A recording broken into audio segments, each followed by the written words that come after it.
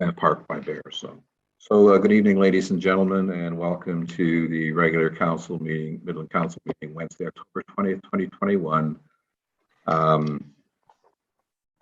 It will be broadcast on channel 53 and also on our YouTube channel for those who'd like to take in the proceedings at their leisure. I believe we have all of council except Deputy Mayor Ross, who's on vacation. Well deserved, I'm sure. So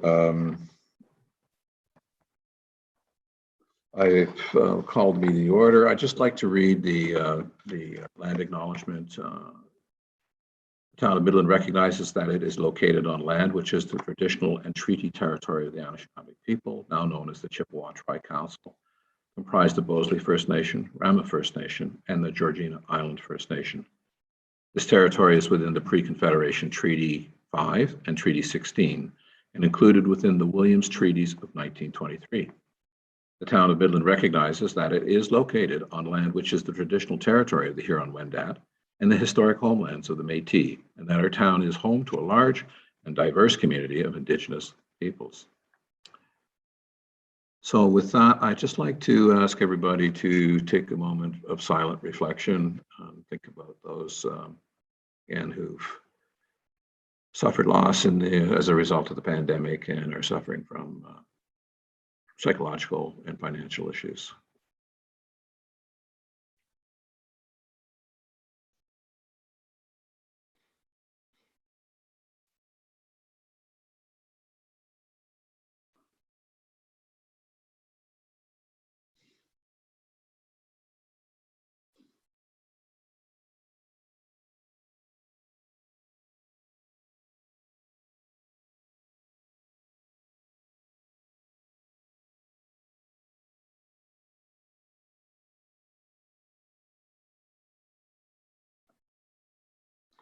Thank you very much. At this juncture, I'm obliged to ask whether there are any conflicts of interest. Seeing none, we'll proceed. Now, earlier this evening, we had a closed session of council to deal with a couple of matters, and I have some motions actually arising from that closed session that we'll deal with now and then move on to the rest of the agenda. So I have a motion here moved by Councillor Main and seconded by Councillor Cunningham. The council acknowledges and accepts the confidential information provided by the town solicitor at the closed meeting session of council held October 20, 2021 with respect to the general legal update. Council, you've heard the motion. Comments or questions with respect to the motion? Seeing none, all in favor. Thank you. That carries. Next, we have moved by Councillor Gordon, seconded by Councillor McGinn. The council acknowledges and accepts the confidential information provided by the town solicitor at the closed meeting session of council held October 20th, 2021, with respect to the Newmarket Tay Power shareholder purchase agreement discussion, and confirms the direction provided to the town solicitor on how to proceed. And the council authorizes and directs the CAO to do all things necessary and to execute all documents required in order to carry out that direction. Comments or questions? Seeing none, all those in favor?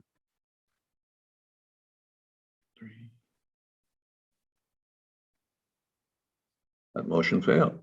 Did you put yours up? Yes? Sorry. Okay. Can I see your cards again, please, just for a sec? Motion carries. Sorry, I lost my internet there for a moment. Thank you. Councillor Shevsky. Thank you, Your Worship. I just wanted to, for the record, state that I wasn't in attendance at the closed meeting. I wasn't sure how that vote was going to go, but I thought if I did, that's correct, myself from the vote, because I wasn't at the meeting, you know, it would be, I was in interviews with airport managers, so I just wanted to be on the record. Thank you. Thank you, Councillor. I appreciate that clarification. So with that, we'll move for an approval of this evening's agenda. And that we have moved by Councillor Shevsky, seconded by Councillor Downer, that the contents of the regular council with closed session agenda for October 20th, 2021 be approved. Comments or questions? Seeing none, again, all those in favor. Thank you very much. That too carries. I now have a motion moved by Councillor Prost and seconded by Councillor Main that the items and related recommendations contained within the October 20, 2021 consent agenda as consent items having been considered by Council be adopted. Comments or questions from Council? Councillor Main. Thank you, Your Worship. Just a quick question on the King Street debenture. Looks like we're going to Infrastructure Ontario for only about 900,000 of the $14 million. Just a question is, I wasn't sure of when the next phase of the debenture would be required. We're still probably going to have to tap into a significant amount of Infrastructure Ontario infrastructure funds for the rest of the debenture, or is this 900,000 the entirety of the debenture with Infrastructure Ontario? Thank you. Thank you, Councillor. Mr. Jeremy, would you care to answer? Certainly, Councillor Main, through your worship. The $900,000 that we're looking at this evening is in addition to the 12 million that was issued last year at this time. So we believe that at this stage, this should be the extent of the debt financing that we're seeking for this project. So this should be the end of it. Can you tell us what the aggregate rate was on that? For the 900,000 that we're looking at on this debenture, it is 3%. And the previous 12 million? Previous was at 2.15%. That's pretty good. Thank you. Thank you for your effort on that. Sorry, Councillor Gordon. Thanks. Just to give a summary on this one and make sure I got this right. We budgeted 14 million for the big dig. We spent 12.9. Or we needed to borrow 12.9 for it. We got a little bit of grant money. Is that correct? We're done now with effectively we've taken out all the loans we need to pay for the big dig and the beautification? Mr. Jeremy.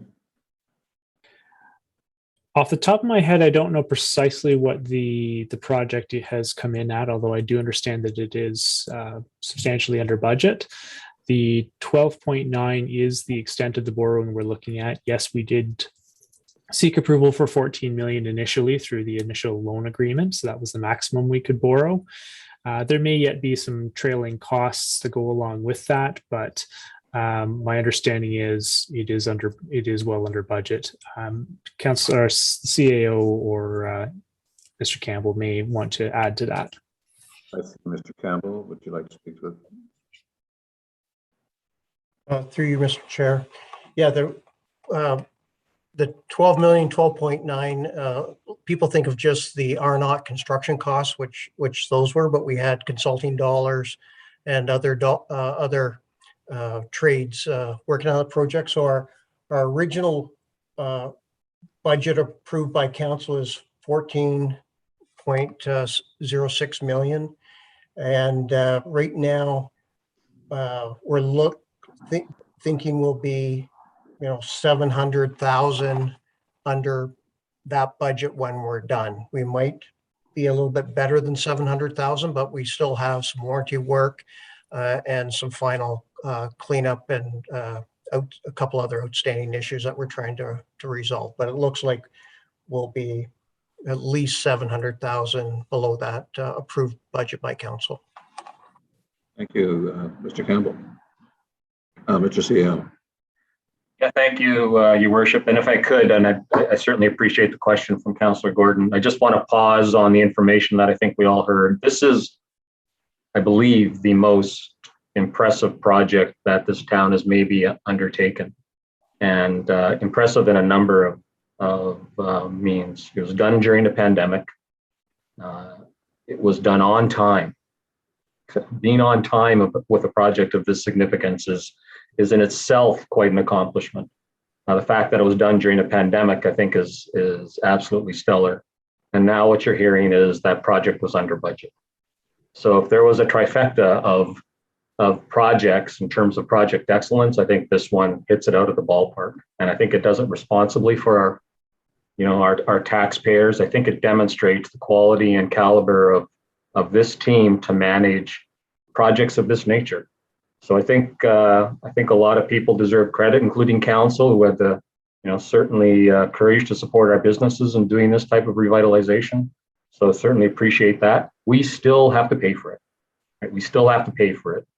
Again, with the good work of Tina and the finance team under Michael Jeremy, we secured historic low rates to finance this.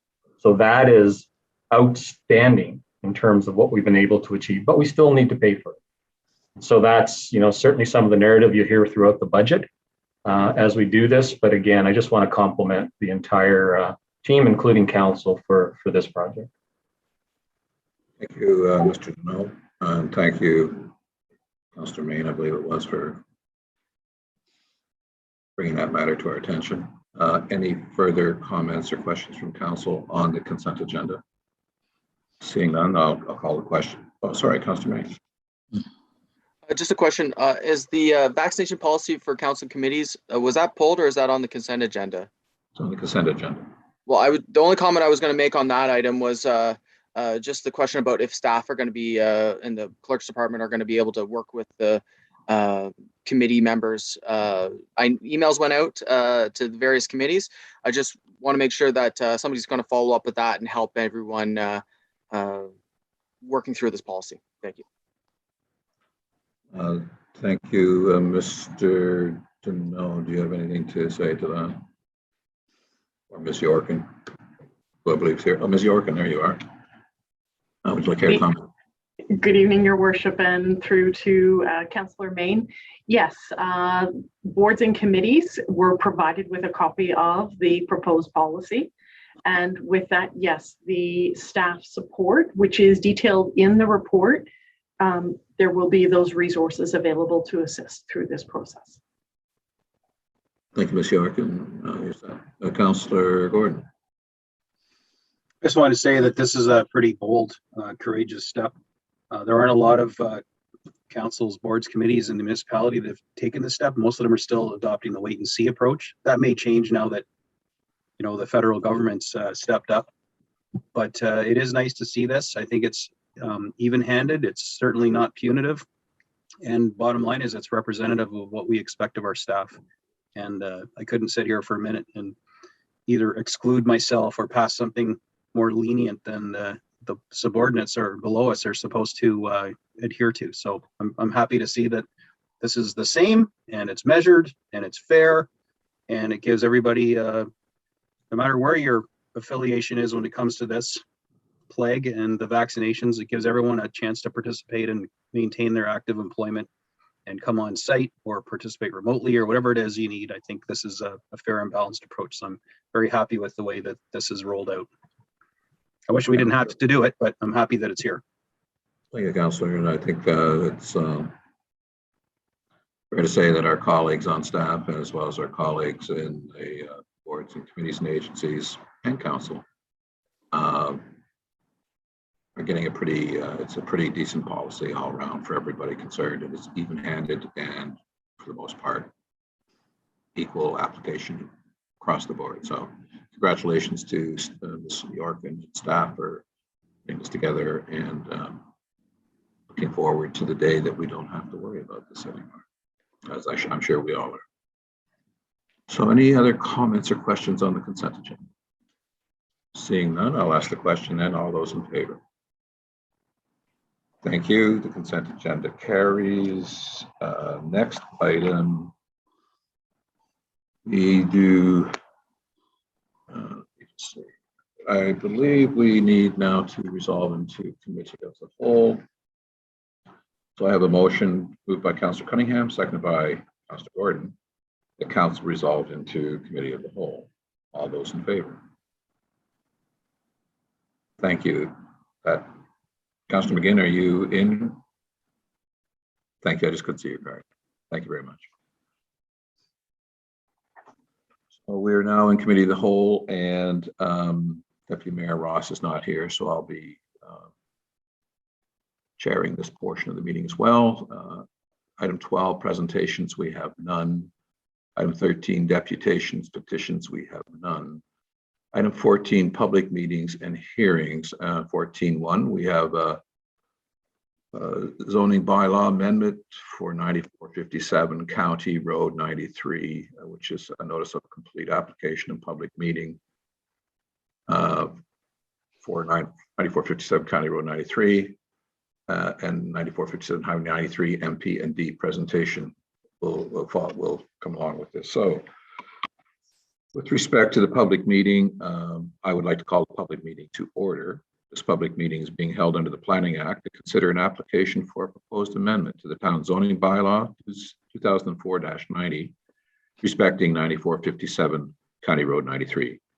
In accordance with the Planning Act, it's if a person does not make an oral submission at the public meeting or make written submissions before the bylaw is passed or an approval given, you will not be entitled to appeal the decision to the Ontario Land Tribunal, and you will not be added to as a party to a hearing on appeal to the OLT unless, in the opinion of the tribunal, there are reasonable grounds to do so. The purpose of this public meeting is to hear from residents and to seek clarity on the application. Council is not making a decision on the application or taking a position. Staff will report back in the future with a recommendation report. This is your opportunity to speak, and council encourages you, the public, to do so. I will now ask the town's planning student, Riley Anderson, to introduce the application, confirm notification, and to note any correspondence received. Ms. Anderson. Thank you, Mayor Strathern and members of council. Tonight, I will be providing a presentation for a public meeting for a zoning bylaw amendment application. Next slide, please. The subject property is located at 9457 County Road 93. The town received the application on August 18th from Morgan Planning and Development on behalf of John and Elizabeth Marion, the current property owners. Next slide, please. In accordance with the Planning Act, notice of public meeting was provided, and this public meeting affords the public an opportunity to provide comments or concerns to be taken into consideration by council and staff. No correspondence has been received prior to the meeting. Next slide, please. So this slide has an aerial view of the property and its current existing built form. Next slide, please. This image conveys a better view of the existing built form from the edge of County Road 93. The detached dwelling on the property previously served as a home for residential purposes. The dwelling has since been rented out to Remax Georgian Bay Realty, a commercial use, for numerous years up until 2020. Next slide, please. This aerial view on screen illustrates the surrounding land uses of the subject property. The surrounding land uses include single detached dwellings currently used for residential purposes, the Midland Golf and Country Club golf course, as well as vacant wooded land. The surrounding properties are all zoned rural within the town's zoning bylaw. Next slide, please. The zoning bylaw amendment application seeks to rezone the property from the highway commercial zone to highway commercial exception zone to permit the use of a single detached dwelling for residential purposes. The applicant is requesting single detached dwelling be added as a site-specific permitted use through the amendment, as well as to decrease the minimum required lot area from 3,000 square meters to 1,600 square meters, as the existing lot is not in conformity with the highway commercial zone requirements. Next slide, please. Within the County of Simcoe's official plan, the entire town of Midland is designated as a settlement area. The county official plan generally indicates that settlements should be the focus of growth and that a full range of housing types and forms should be accommodated, including single detached dwelling homes. Within the town's official plan, the subject property is designated mixed-use corridor on the land use map, as well as being part of the mixed-use districts in the urban structure map. The mixed-use districts are intended to be flexible and permit a broad range of uses at different scales and intensities. The mixed-use corridor designation specifically permits low-rise residential uses on lands within the designation. The official plan also outlines that low-rise residential should front onto local roads rather than fronting on arterial or collector roads. Next slide, please. The subject property is currently zoned highway commercial under zoning bylaw 2004-90 as amended. The highway commercial zone currently permits a variety of commercial uses, but does not permit any form of residential use. Next slide, please. This application for a zoning bylaw amendment respecting 9457 County Road 93 was circulated to the town's Technical Review Committee. The committee consists of both internal departments and external agencies. No issues have yet been identified by both internal departments and external agencies. Next slide, please. This slide here provides a brief overview of the steps in the development approvals process. We are currently at step 5 of the development review process for the application. A public meeting is required under the Planning Act to be held for applications requesting to amend a zoning bylaw. The public meeting step affords the public an opportunity to provide comments or concerns to be taken into consideration by council and staff. Comments from the public meeting are requested by November 17th. Staff will include any comments made in our review of the final proposal. The following review and consideration of the proposal, staff will bring forth a recommendation report at a future council meeting. And this concludes my presentation this evening. Thank you, Ms. Anderson. I'd like now to extend an invitation to Victoria Lemieux of Morgan Planning Development, agent on behalf of the applicant, to make a presentation and or provide any additional information. Ms. Lemieux. Good evening, Mayor and council members and members of the public. My name is Victoria Lemieux, and I am a senior planner with Morgan Planning and Development. It is my first time in front of this council, so very nice to virtually meet you all. I'm sure I will see more of you in the future, so excited to be here this evening on behalf of John and Elizabeth Marion. Riley did a fantastic job giving you a general overview of the purpose of our application in front of council this evening. So I will do my best to be brief. For timing purposes and to allow for any questions that may arise from members of the public or council. Next slide, please. So again, just the general location, but of course, Riley did identify that the lands are located on County Road 93, just north of the hospital and across from the golf course. I'm sure all of you have driven by this property many times and very familiar with it. Next slide, please. Next slide, please. I will try and be brief. Again, just identifying similar aerial that Riley provided to you previously. Again, essentially, this is a very rural parcel in nature. However, being that it is still within the settlement area, the policy documents of the township, or sorry, of the town and the county, of course, direct this for hopeful future growth. Next slide, please. So this is just a brief image of the survey that has been completed for the property. And if next slide, please. We've just zoomed in a bit further to just provide a visual understanding for members of the public who may not be familiar with the property itself. In orange identifies the location of that existing dwelling that you saw in the photos from Riley's presentation. So this application absolutely does not propose any new structures on the property, no expansions to the existing structures. This is really just an exercise to allow for the use of the building to revert back to residential in the interim. Next slide, please. Again, just the similar property history that Riley was gracious to go over for us.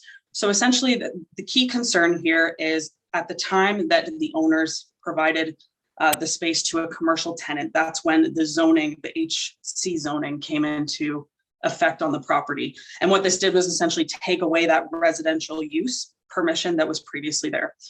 Now that the owners have had a hard time getting another commercial tenant to come into the property, they are looking to either move into the property back again themselves or be able to rent out to a residential tenant, because of course, as I'm sure you all know, it's a lot easier to rent to a residential tenant these days than a commercial tenant. So again, just providing back that flexibility that the homeowners need to be able to use the property appropriately until potentially any future development does happen on this site. Next slide, please. Again, just giving a more of a visual of what this actual application would in fact accomplish. So we would be adding a permitted use, which would be residential. We have identified it as only the existing single detached dwelling structure would be within that residential permission, so not any future redevelopment of a dwelling.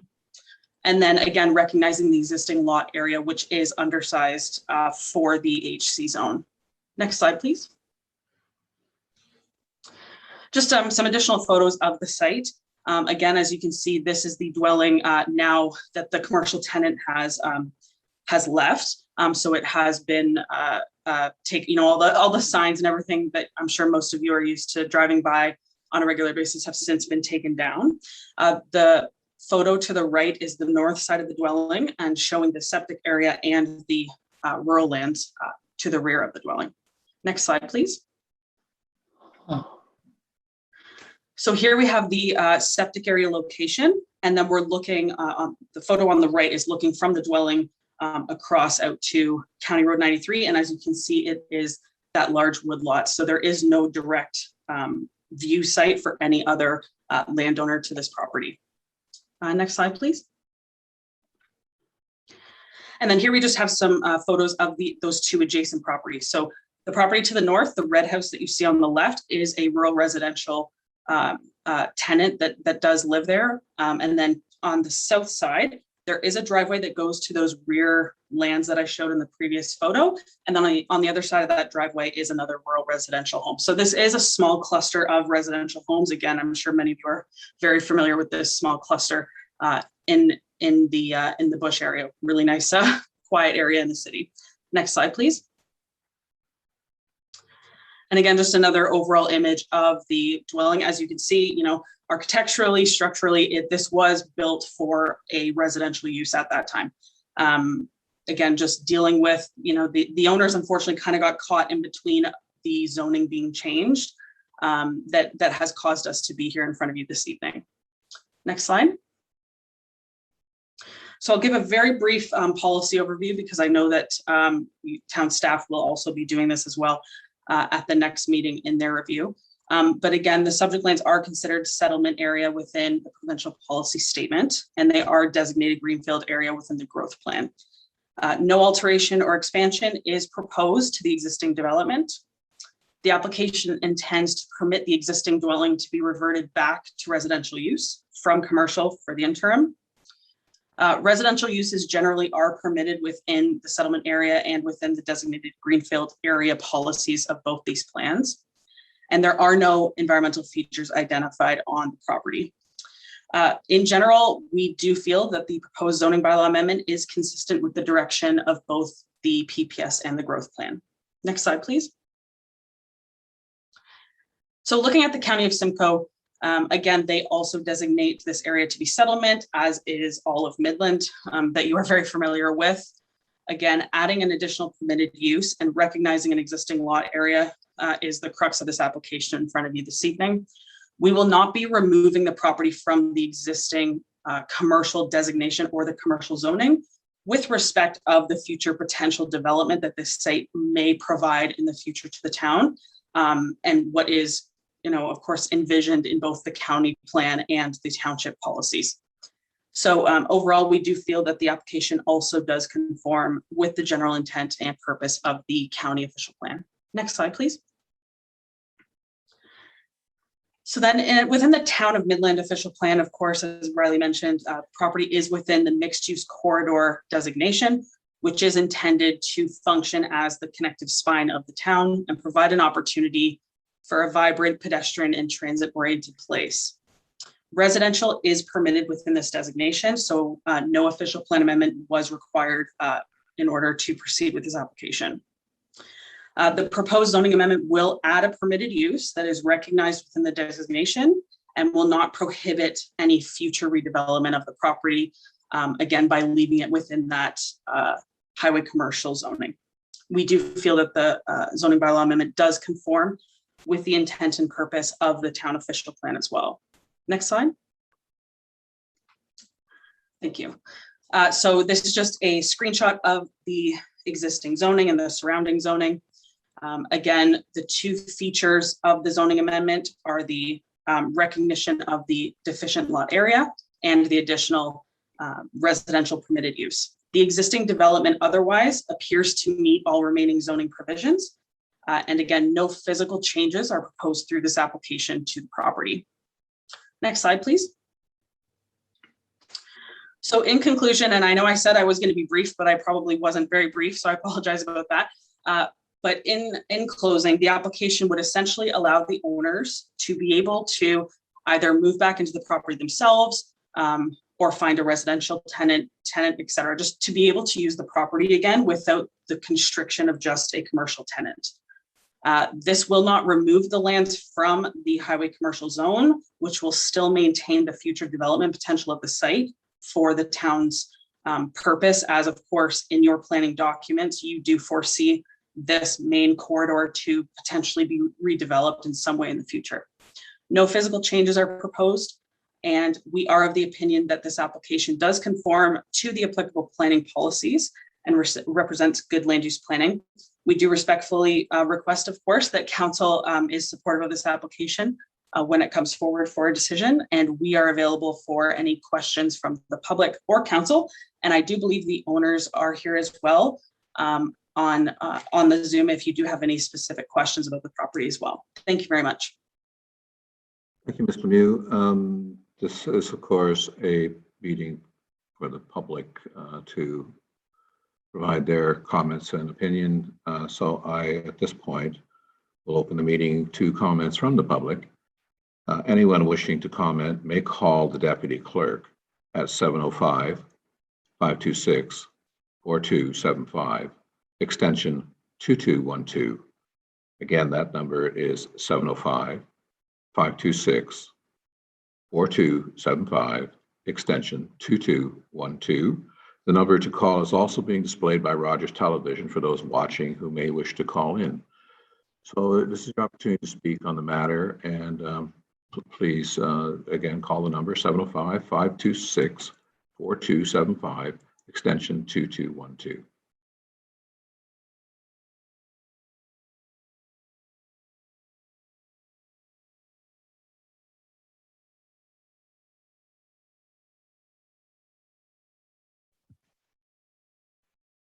Councillor Mead. Thank you. I just want to make a brief comment on the planning notification. I know things are usually written in usually a one-page little memo. It's just a little bit confusing on the notification. It says changing from highway commercial to highway commercial exception. I know we have these great staff reports that further elaborated what that meant. I was just curious about the planning notification, if it's required to further elaborate on the intention of the planning meeting, just so that it's clear for the public that are following on these public planning Looking notifications. for clarification as to the difference. Yes, please. Thank you. Mr. Farr, do you care to answer that? Thank you, Mr. Mayor, and through you, Mr. Mayor, to answer Councillor Main's question. We're satisfied that the notice has been provided and that any members of the public who would have an interest in what could potentially be happening on the property could contact the town to investigate further. Generally speaking, I'd say that this is a relatively, among the different kinds of zoning bylaw amendments that you would see, a relatively benign amendment. I don't want to speculate on what public interest there might be, but anyone that will call would get a pretty straightforward summary, and we believe that the general scope of the issues here is very narrow. Thank you. And if my understanding is correct, what we're doing is reinstating a residential and maintaining the commercial element of the zone, the current zoning. Is that correct, Ms. Lemieux? Thank you, Your Worship. That is correct. And I did just want to add as well for members of council, the owner of the property has had sufficient discussions with all of the surrounding property owners, and they are well aware of what they're proposing to do and what the intentions of the revert back to the residential use. So there has been ongoing discussions with the surrounding neighbors, and that's probably also why you don't see maybe some neighbors here tonight that you otherwise would have, because I believe that their concerns or questions have been already addressed by the owner. Just wanted to add that in. Thank you. Thank you very much. And just we're getting into the next portion. Do reports and other items. 15.1. This is for the public, and I'm just going to read the number again. Thank you for the clarification, Councillor Main. So the number to call with this matter, which is rezoning for 9457 County Road 93, is 705-526-4275, extension 2212. The line is open, and also if you look to the top of your screen, you'll see this number on Rogers as well. So please do give us a call if you have any comments to make. This will be the second call for comments.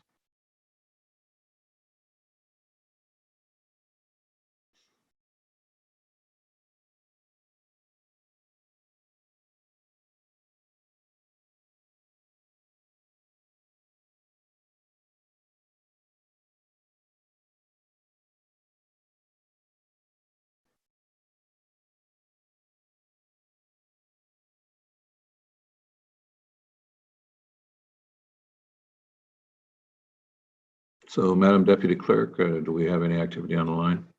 No, there have been no calls. Thank you. So I will again ask if there are any comments with respect to this item before council that you call 705-526-4275, extension 2212. And again, the number is also at the top of the screen of Rogers, should you have not written it down and you're watching Rogers. And again, it has to deal with considering an application for a proposed amendment to the town zoning bylaw 2004-90, respecting 9457 County Road 93. So as they say on the TV, the lines are open and we're awaiting your call. And this is the third call.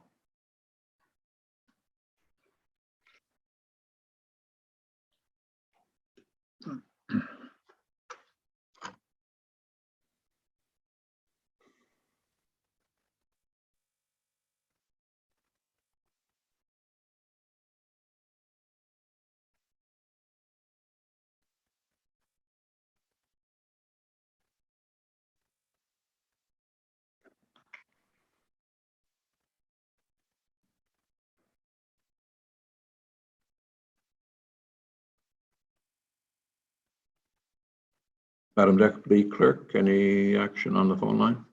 No, there have been no calls. Thank you. I think we'll call it a day since there are no further comments.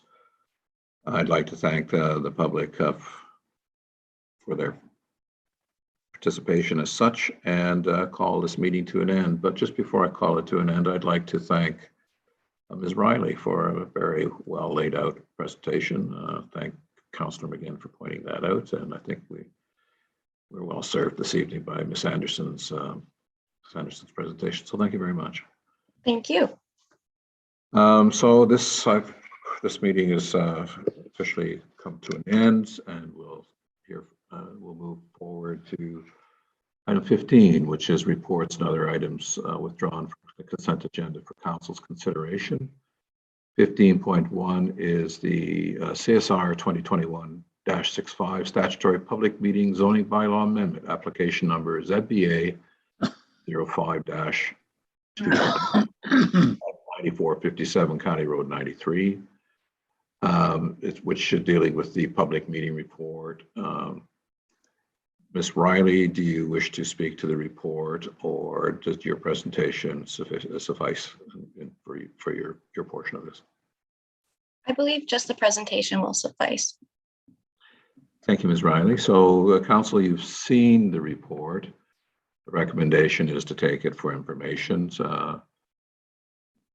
The staff report CSR 2021-65 statutory public meeting zoning bylaw amendment application number ZBA-05-21 for 9457 County Road 93 dated October 20th, 2021 be received for information. May I have a mover and a seconder for that, please?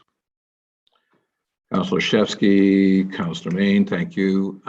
So comments or questions from council with respect to this, or shall we wait for the staff report arising from the meeting? I don't see any questions, so I'll take it that we will accept the report as received. Thank you very much. That report is accepted. Next, we have item 15.2, which is a customer experience office CXO update. The recommendation is that staff report CSR 2021-66 customer experience office CXO update dated October 20th, 2021 be received for information. We have Ms. Grenier here, who's the head of the CXO office, who's going to present on the report. Ms. Grenier. Thank you, Mayor Strathern and members of council. Good evening. I'm very pleased to be here to make this presentation to you. Catherine, if you could upload the presentation.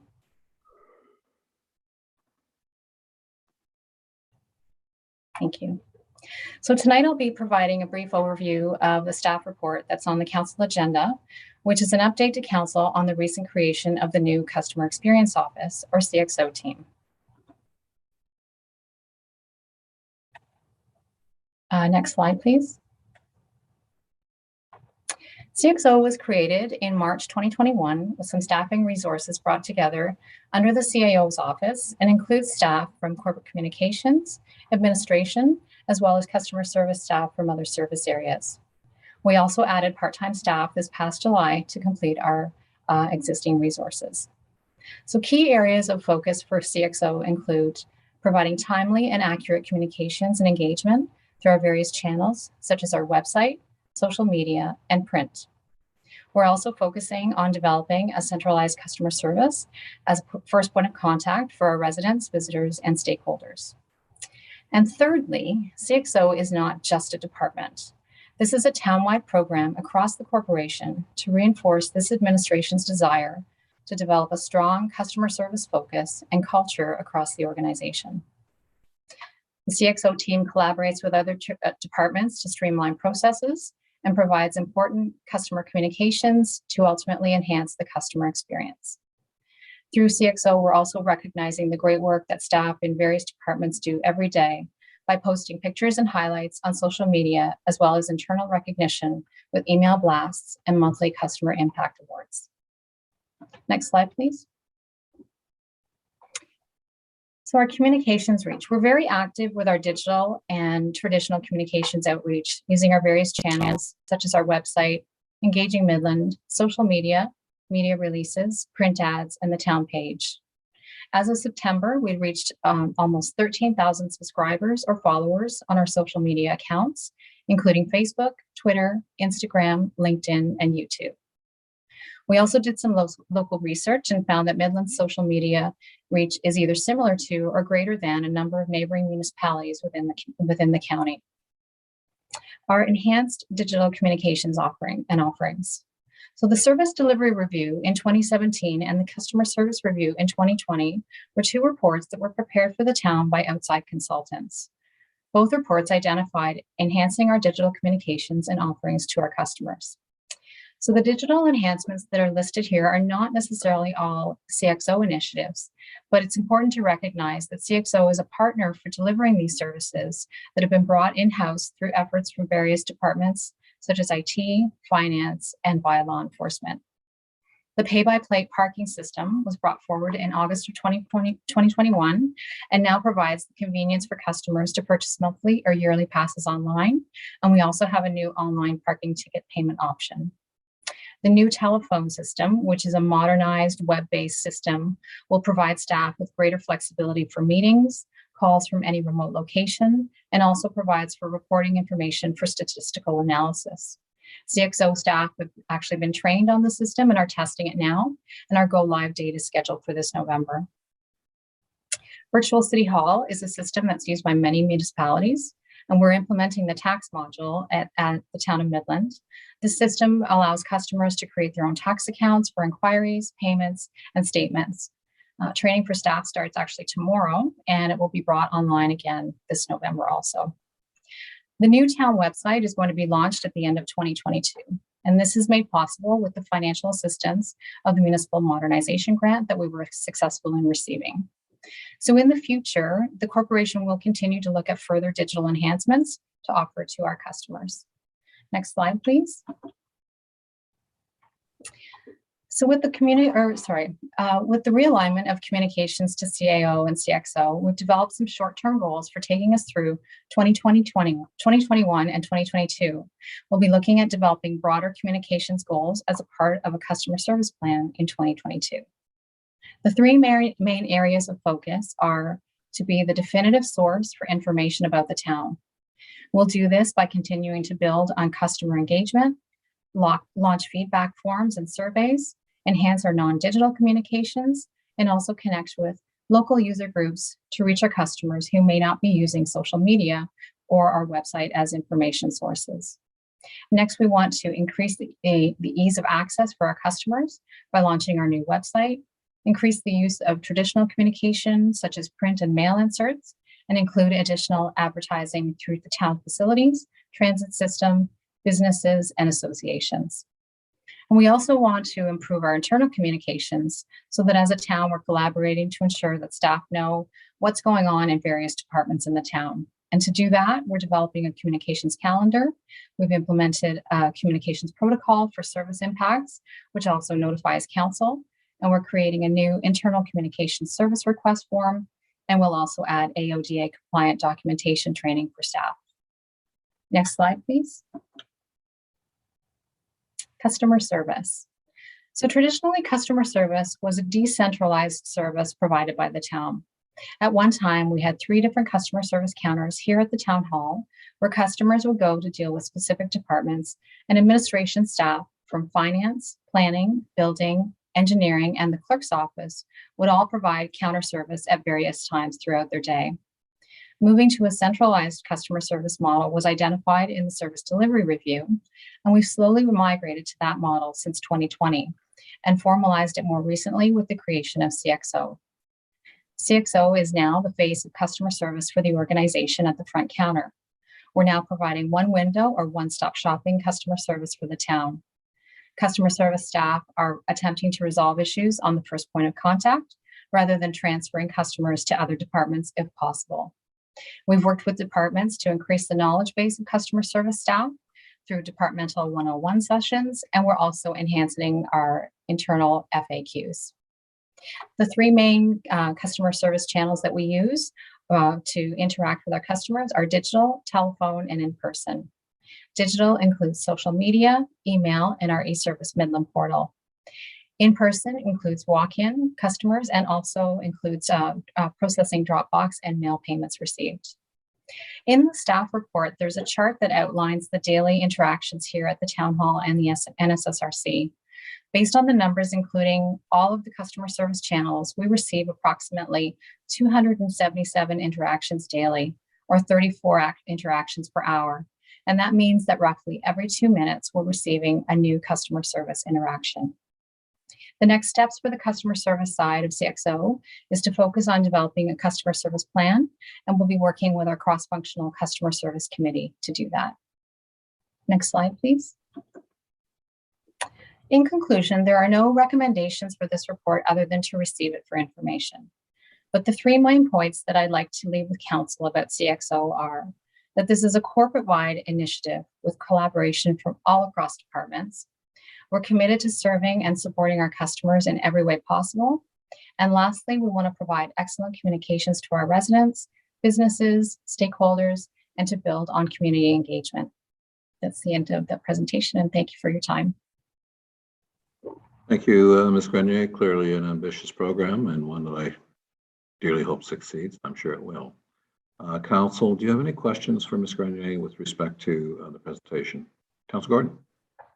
Thanks. I'm really glad that we're undertaking this sort of holistic approach to, customer service. It's probably the #1 complaint I hear from the people that chime in to me about things, is customer service. People aren't calling them back. They can't navigate the phone system. No one answers the email, even though they put in an e-service ticket.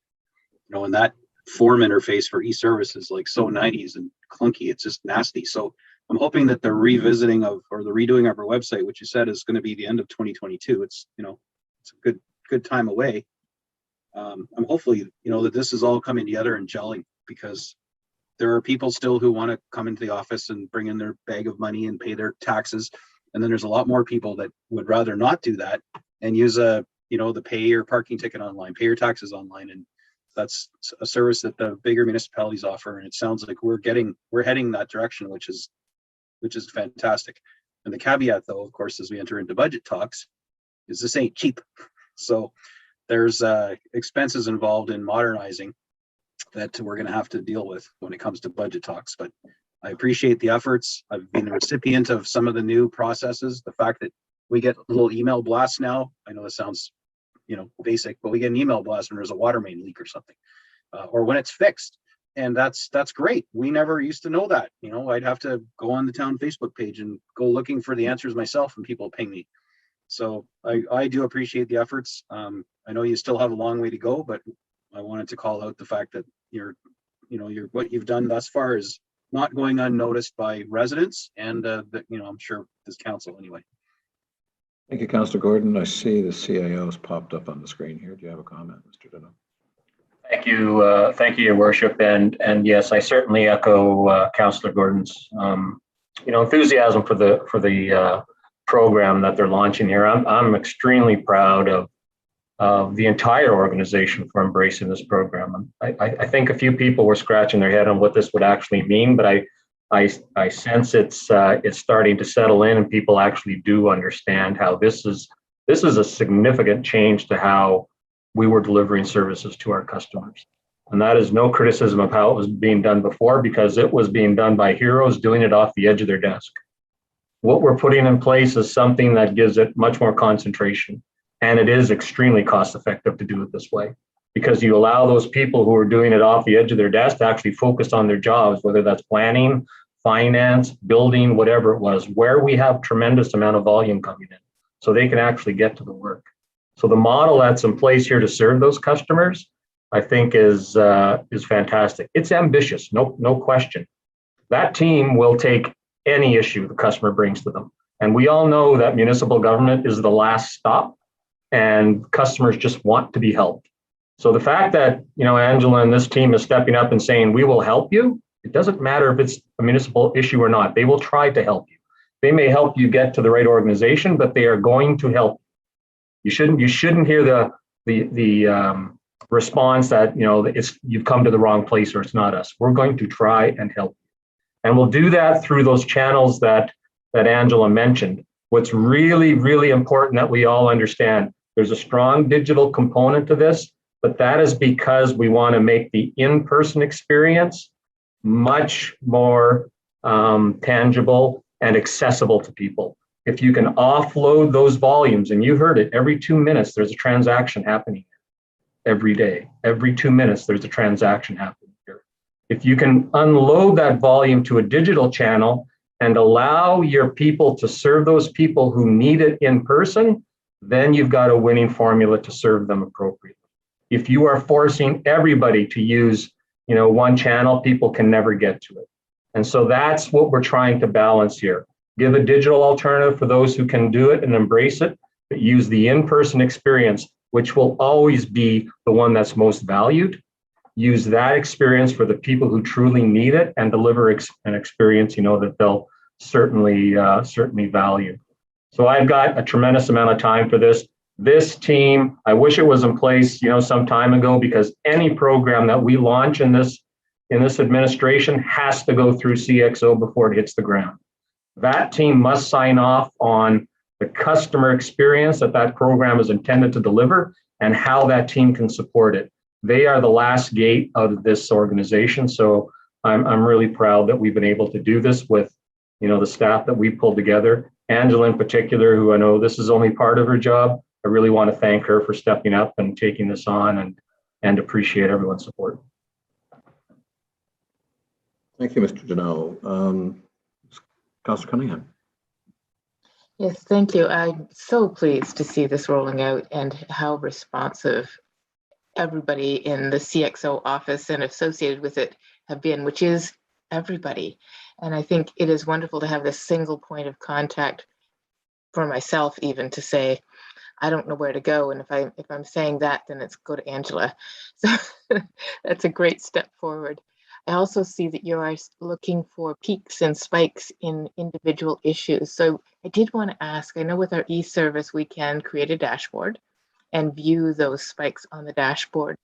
So I was surprised to see how many different channels of concern we're handling, and wondered if all of those are landing in our e-service platform, so that first of all, we're capturing the type of concern, the location of the concern, but also the ability to not let things fall through the cracks that software lets us do.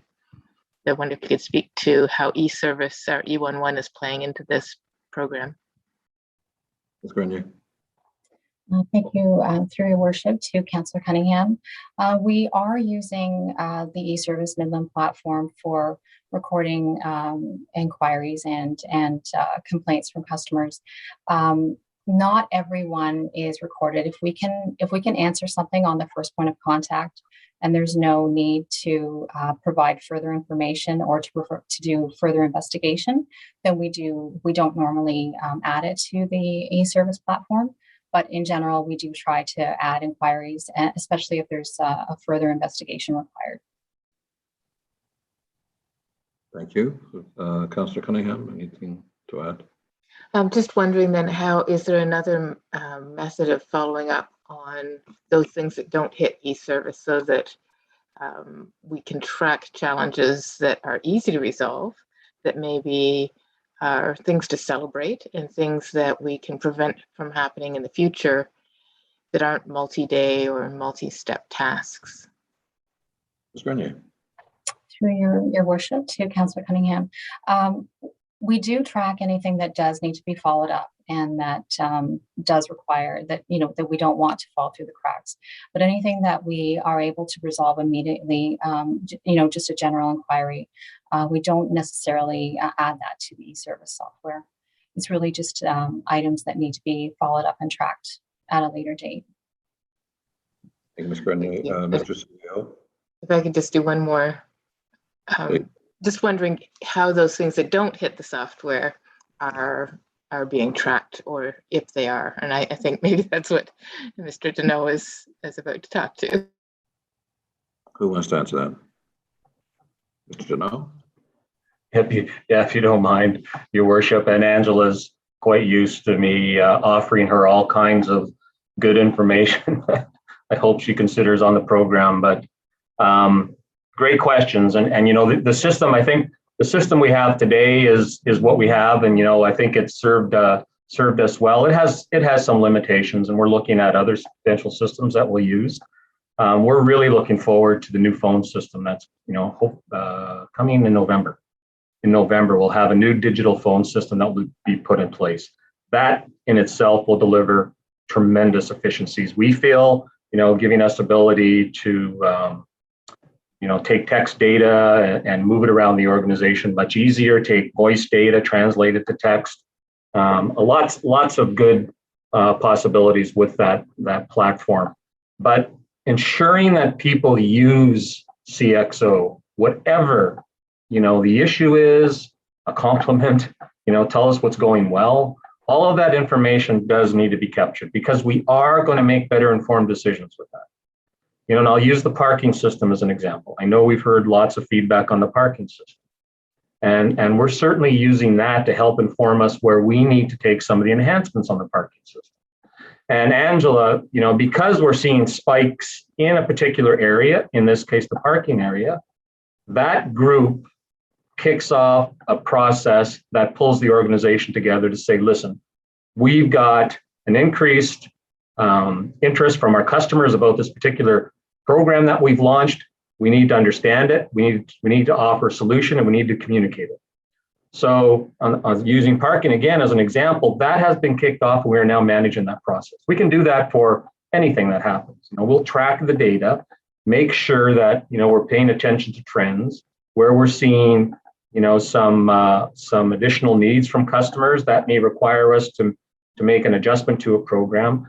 But it's only going to work if the information comes in, and it's got to come into this channel. So I really encourage all of council, I encourage our residents, please, if you've got an issue, if you can't find where to put it on the digital, the E11 channel or our e-service channel, give town hall a call. Or if you're around town hall, come in and talk to one of our customer service reps and provide them the information. It's important that we use them to make sure we're understanding what the experience is.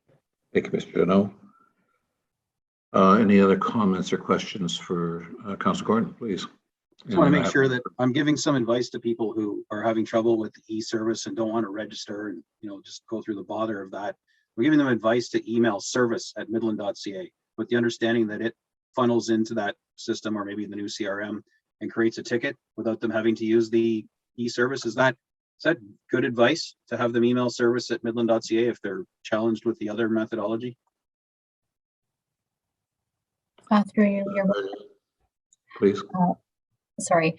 Yes, Councillor Gordon, anybody that does have an issue and they just want to send an email, they can send to service@midland.ca and we'll follow up on that as well. And most often there is a ticket created through the e-service platform. Thank you, Ms. Grenier. I believe I had Councillor Olszewski. Thank you, Worship. Customer service is something that we're all very passionate about here. We all campaigned on it. And I think the word customer experience just takes it to that next level and gives it a little bit of warmth. So great presentation. I love all the group of tools that will be so great for all of us going forward. Being able to track everything and document everything is so reliable and so important. So something I'm very excited about. Digital is the future. Bitcoin hit the all-time high today. So I think it's not unreasonable to think in a year people will be paying their property taxes in Bitcoins or Shiba Inus or whatever the hot currency of the day is at that time. So I think it's great that we're staying up at the times, and I support this wholeheartedly. And anything to improve customer experience at Midland is something I'll support. And I think staff are doing such a great job. I love the not my job mentality. Helping anybody that needs help is the small town feel and a great thing. So I appreciate staff bringing this together, and I look forward to seeing this progress in the future. Thank you, Councillor. Any other comments or questions for Ms. Grenier or Mr. Dow?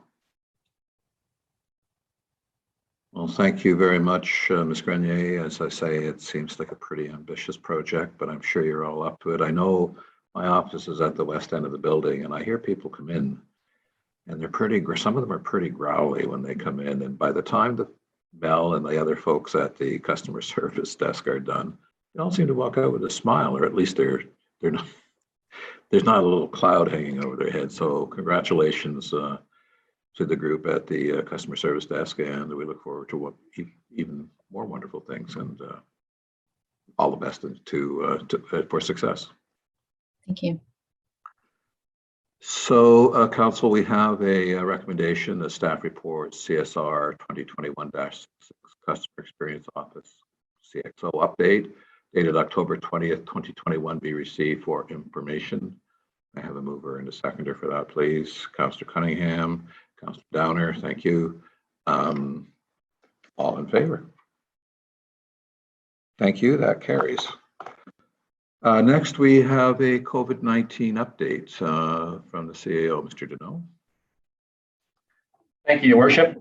Just before I get to the COVID update, if you'd allow me, I'd like to just acknowledge someone very special on our senior leadership team. It's her last council meeting with us, so I certainly didn't want her to depart without acknowledging her significant contributions to the town. So I'm obviously referring to Tina Lococo, our town solicitor and executive director of corporate services, who I think you all know. Tina's capacity with us covered not only being the town solicitor, but also covering areas of finance, IT, procurement, community events, bylaw, clerks, and culture. Tremendous portfolio that she was in charge of leading. I think I've got a unique perspective on a lot of those, and I have probably worked more closely with Tina because of the nature of that job. So I think my views are highly accurate in terms of her contribution to this organization, and I can tell you it's been immense. Tina, who I think you all know, very smart, very experienced. She's been in the CAO seat and other jobs. She's worked in downtown law firms. She's worked in big municipalities and small ones.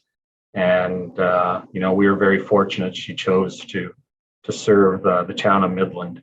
She brought with her all those capacities, that we really valued as a senior leadership team. And I think everyone on council certainly did. She's extremely curious.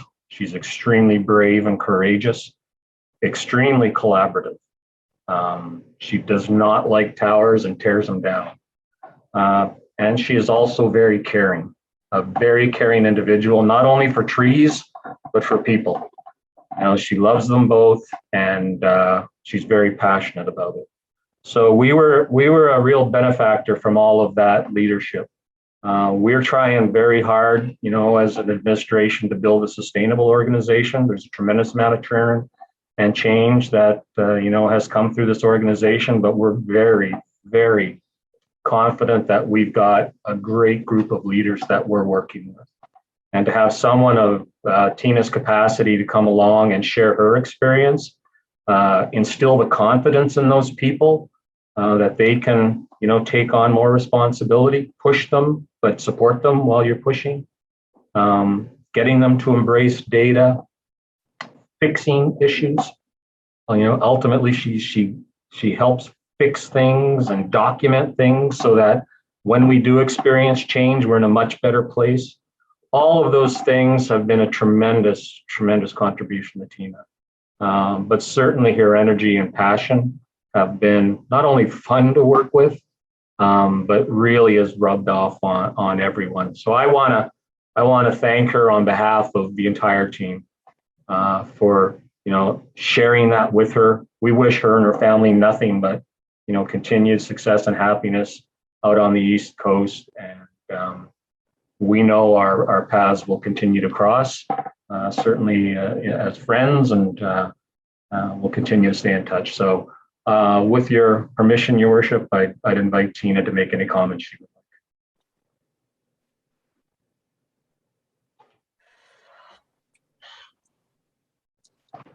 like. Thanks, David. That was nice to hear. As someone who tends to work in areas that aren't all that glamorous and aren't as visible as some of the other areas of an organization, it's nice to have someone like David as that to report to that and work with alongside, who understands what you're taking on. We didn't get you your clean drinking water, but we provided the support to make sure that things that allow you to drink that drinking water are in place, and the systems and the people and the finances and the IT support and the technology. Support services is one of those areas where you're constantly striving to do things and to provide support so that the shiny building can go up and so that the public can be happy. But people don't really see it. And it's nice that someone like David sees it. And also my colleagues on SLT, particular thanks to Andy as well.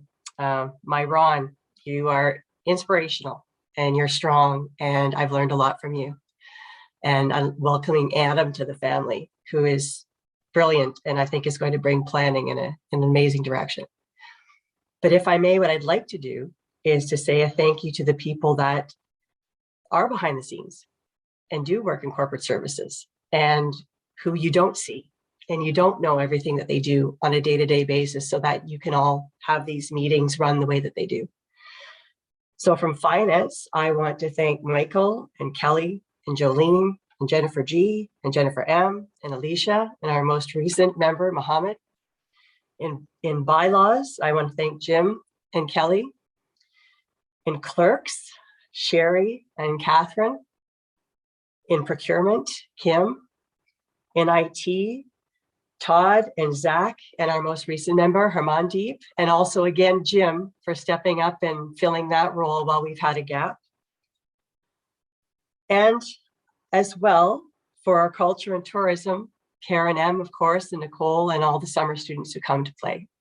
Thank you, all of you, for everything that you've done every day and making my job easier, having staff like yourselves. And I would mind, if it's okay, even though they're not under the auspices of corporate services, but they are support services and don't always get their due and take a lot of heat, just like those of us in legal and other support services do. That's HR. And I'd like to put a shout out for Laura, Claire, Charmin, and Shannon. Thank you, everybody. I've really enjoyed working here. And I hope that everything continues on the progressive track that I believe that Midland is on. Thanks. Thank you, Mr. Lococo, and thank you for your efforts over the past the period that you've been here. I know you've worked very hard. You've filled in where there were gaps, and you've done it with grace and determination and a bluntness that I personally appreciate. I think council appreciates the efforts that you've put into various aspects of the needs that information needs for council, keeping us on track in certain directions. And I also would say that I'm hoping that you'll provide us with a lobster supplier from PEI that we can ship lobsters up here once you get down there. I wish you all the best on behalf of council. You know, you'll be missed. So bon voyage and best of luck, and thank you. Thank you, Your Worship. Thank you, Tina, for those wonderful comments, and not a surprise that she made that shout out to her staff that she certainly really respects. So I appreciate that. So on to COVID. I'll be brief in the comments in terms of what's going on in the COVID front. 145 active cases across Simcoe, Muskoka, 25 new cases since yesterday, 8 people in hospital. In terms of the percentage of the population across Simcoe, Muskoka with first dose, 86%, 82% population 12 plus with 2 doses. If you're talking about the town of Midland, we're actually higher than Simcoe, Muskoka. So we have 88% with first dose in Midland and 85% with the second dose. You're looking for who's leading the pack in Simcoe, Muskoka. Oro-Medonte has 96% at first dose and 92% with 2 doses. So just to give you some context where we are, I think we're all doing well. The real good news is 0 cases in Midland in the month of October. So we're well into October, 0 cases so far. That was coming off, a month in September where we had 13 cases, so a bit of a spike, from the August timeframe. So certainly things look to be improving, and we can all speculate on what that is, but I'm sure the enhanced controls and the vaccination that has taken place, and I think people continuing to embrace what they need to do in terms of distancing and masking certainly helps. The big change that has come to us in terms of delivering services is the enhanced vaccination certificates that rolled out over the weekend. We are starting to scan those at our rec center, so we've got the technology to do that for any people who have that. So fairly new experience, I think, for everyone, and hopefully it will help with the bottlenecks that the old process presented themselves when getting into that facility. So we're hoping that will make it a bit better. But again, I think everyone's been highly respectful of what staff have to do there. So again, I think people understand the situation and are respecting that. So not hearing of any issues in that regard. In fact, I think most people understand and appreciate what's being done. So that's what's happening on that front. On November 25th, we did receive an order from the chief medical officer that he wants to put an additional layer. So again, you get the regulations from the province, and you can get an order from the chief medical officer, which overrides that to some degree. So he would like, starting November 25th, to include people who would normally be excluded, and those are coaches and officials who are going into those facilities. They will also be required to present vaccination proof. So that will be starting November 25th. And again, this isn't our policy. This is a policy that comes from the chief medical officer. So we have to certainly abide by that. I think with that is the extent of the COVID update, unless there's any questions.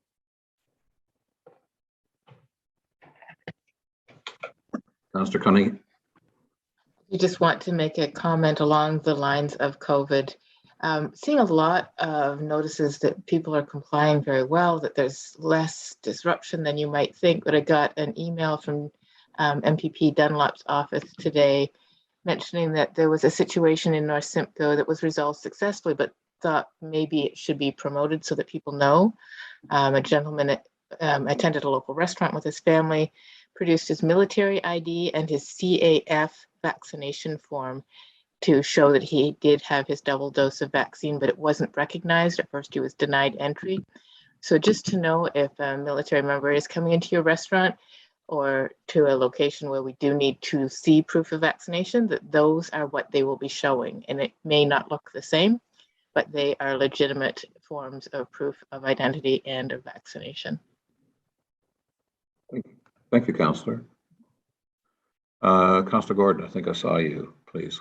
Yeah, thanks. I frequent our restaurants, probably weekly downtown Midland, where the parking's free.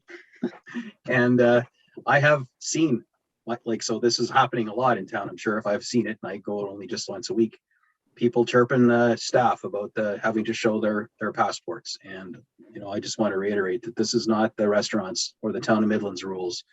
This comes from far higher at the province, and they don't have a choice. And cut them some slack, for heaven's sake. They're just trying to do their jobs and get you seated. Thankfully that people settled down and left, but still it's brutal you hear about this, but to actually see it, anyway, it's kind of pathetic. My main question for the CAO is, now that we have our policy in place, and this council and all the staff could all go to one of our local drinking establishments or eating establishments, masks off, and enjoy dinner together. When are we going to be meeting together in council chambers again? As much as I love sitting here in my t-shirt in my basement, we have the technology in these laptops. So even if somebody can't join us for some reason, they can still actively participate, because we all have our laptops in front of us like we always did. When can we sit in council chambers and invite the public, if they pass the passport pass, to come and join us again? What's the plan for that? Yeah, thank you, Your Worship, and again through you to Councillor Gordon.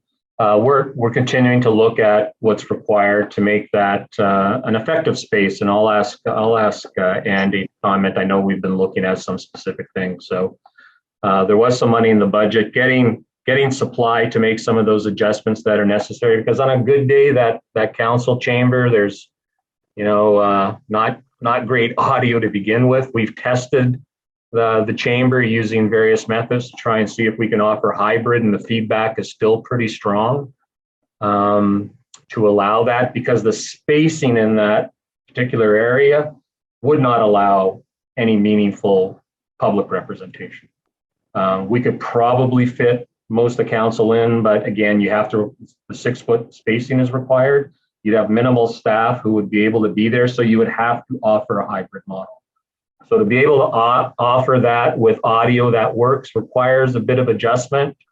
We've got some quotes on some equipment. Getting the supply in a supply chain constrained world is a bit of a challenge, but we are looking at when we can make that available. I'll ask Andy if he wants to add any more specifics through you, Your Worship. Mr. Campbell. Through your worship to council. Yeah, we've received some quotes, and we've this morning we were actually looking at plexiglass barriers on the horseshoe to allow where the current councillors sit. And then later in the day, Mr. No said he was from the health unit said, oh, we need 6-foot spacing. So that means we can only put 5 people at the horseshoe. So even our plans this morning for the number of plexiglass barriers between each councillor changed. So I hope by the end of the week we'll have some information back from some vendors, but I wouldn't expect us to be able to get in there for the November 18th meeting. We'll have to see about the December meeting, but it's really the plexiglass is easy to get. It's the audio, and councillors will have to wear headsets at the council meetings, no matter what it looks like, because of the audio feedback, even when we get some improvements made. So it's not a simple solution. And, we're council did approve close to $100,000 for the upgrades for this. And I think it's going to be close to that number to retrofit the system in the council chambers. Thank you, Mr. Campbell. Councillor Gordon. Yeah, just a quick follow-up. Yeah, I'm glad about the headset idea, because really that makes the most sense. I mean, if I was wearing mine tonight instead of just talking into the air down here, because it, that would solve it because it would just be in my ear. Nothing would be coming out of my laptop to feed back to my neighbor. But I'm just curious about that spacing. Like, where is that? Like, to me, that doesn't make any sense. Like, we could literally all go to Boston Pizza right now. They could line up all kinds of tables and we would sit shoulder to shoulder, mask off, have a few beers and eat dinner. And we could do that with zero problems. So where does the concern come about spacing and Lexan between us come? Because there are no bubbles anymore. There's no family restrictions. I don't understand where that requirement would be coming from. Maybe just help me understand that if you could. Mr. Deneau?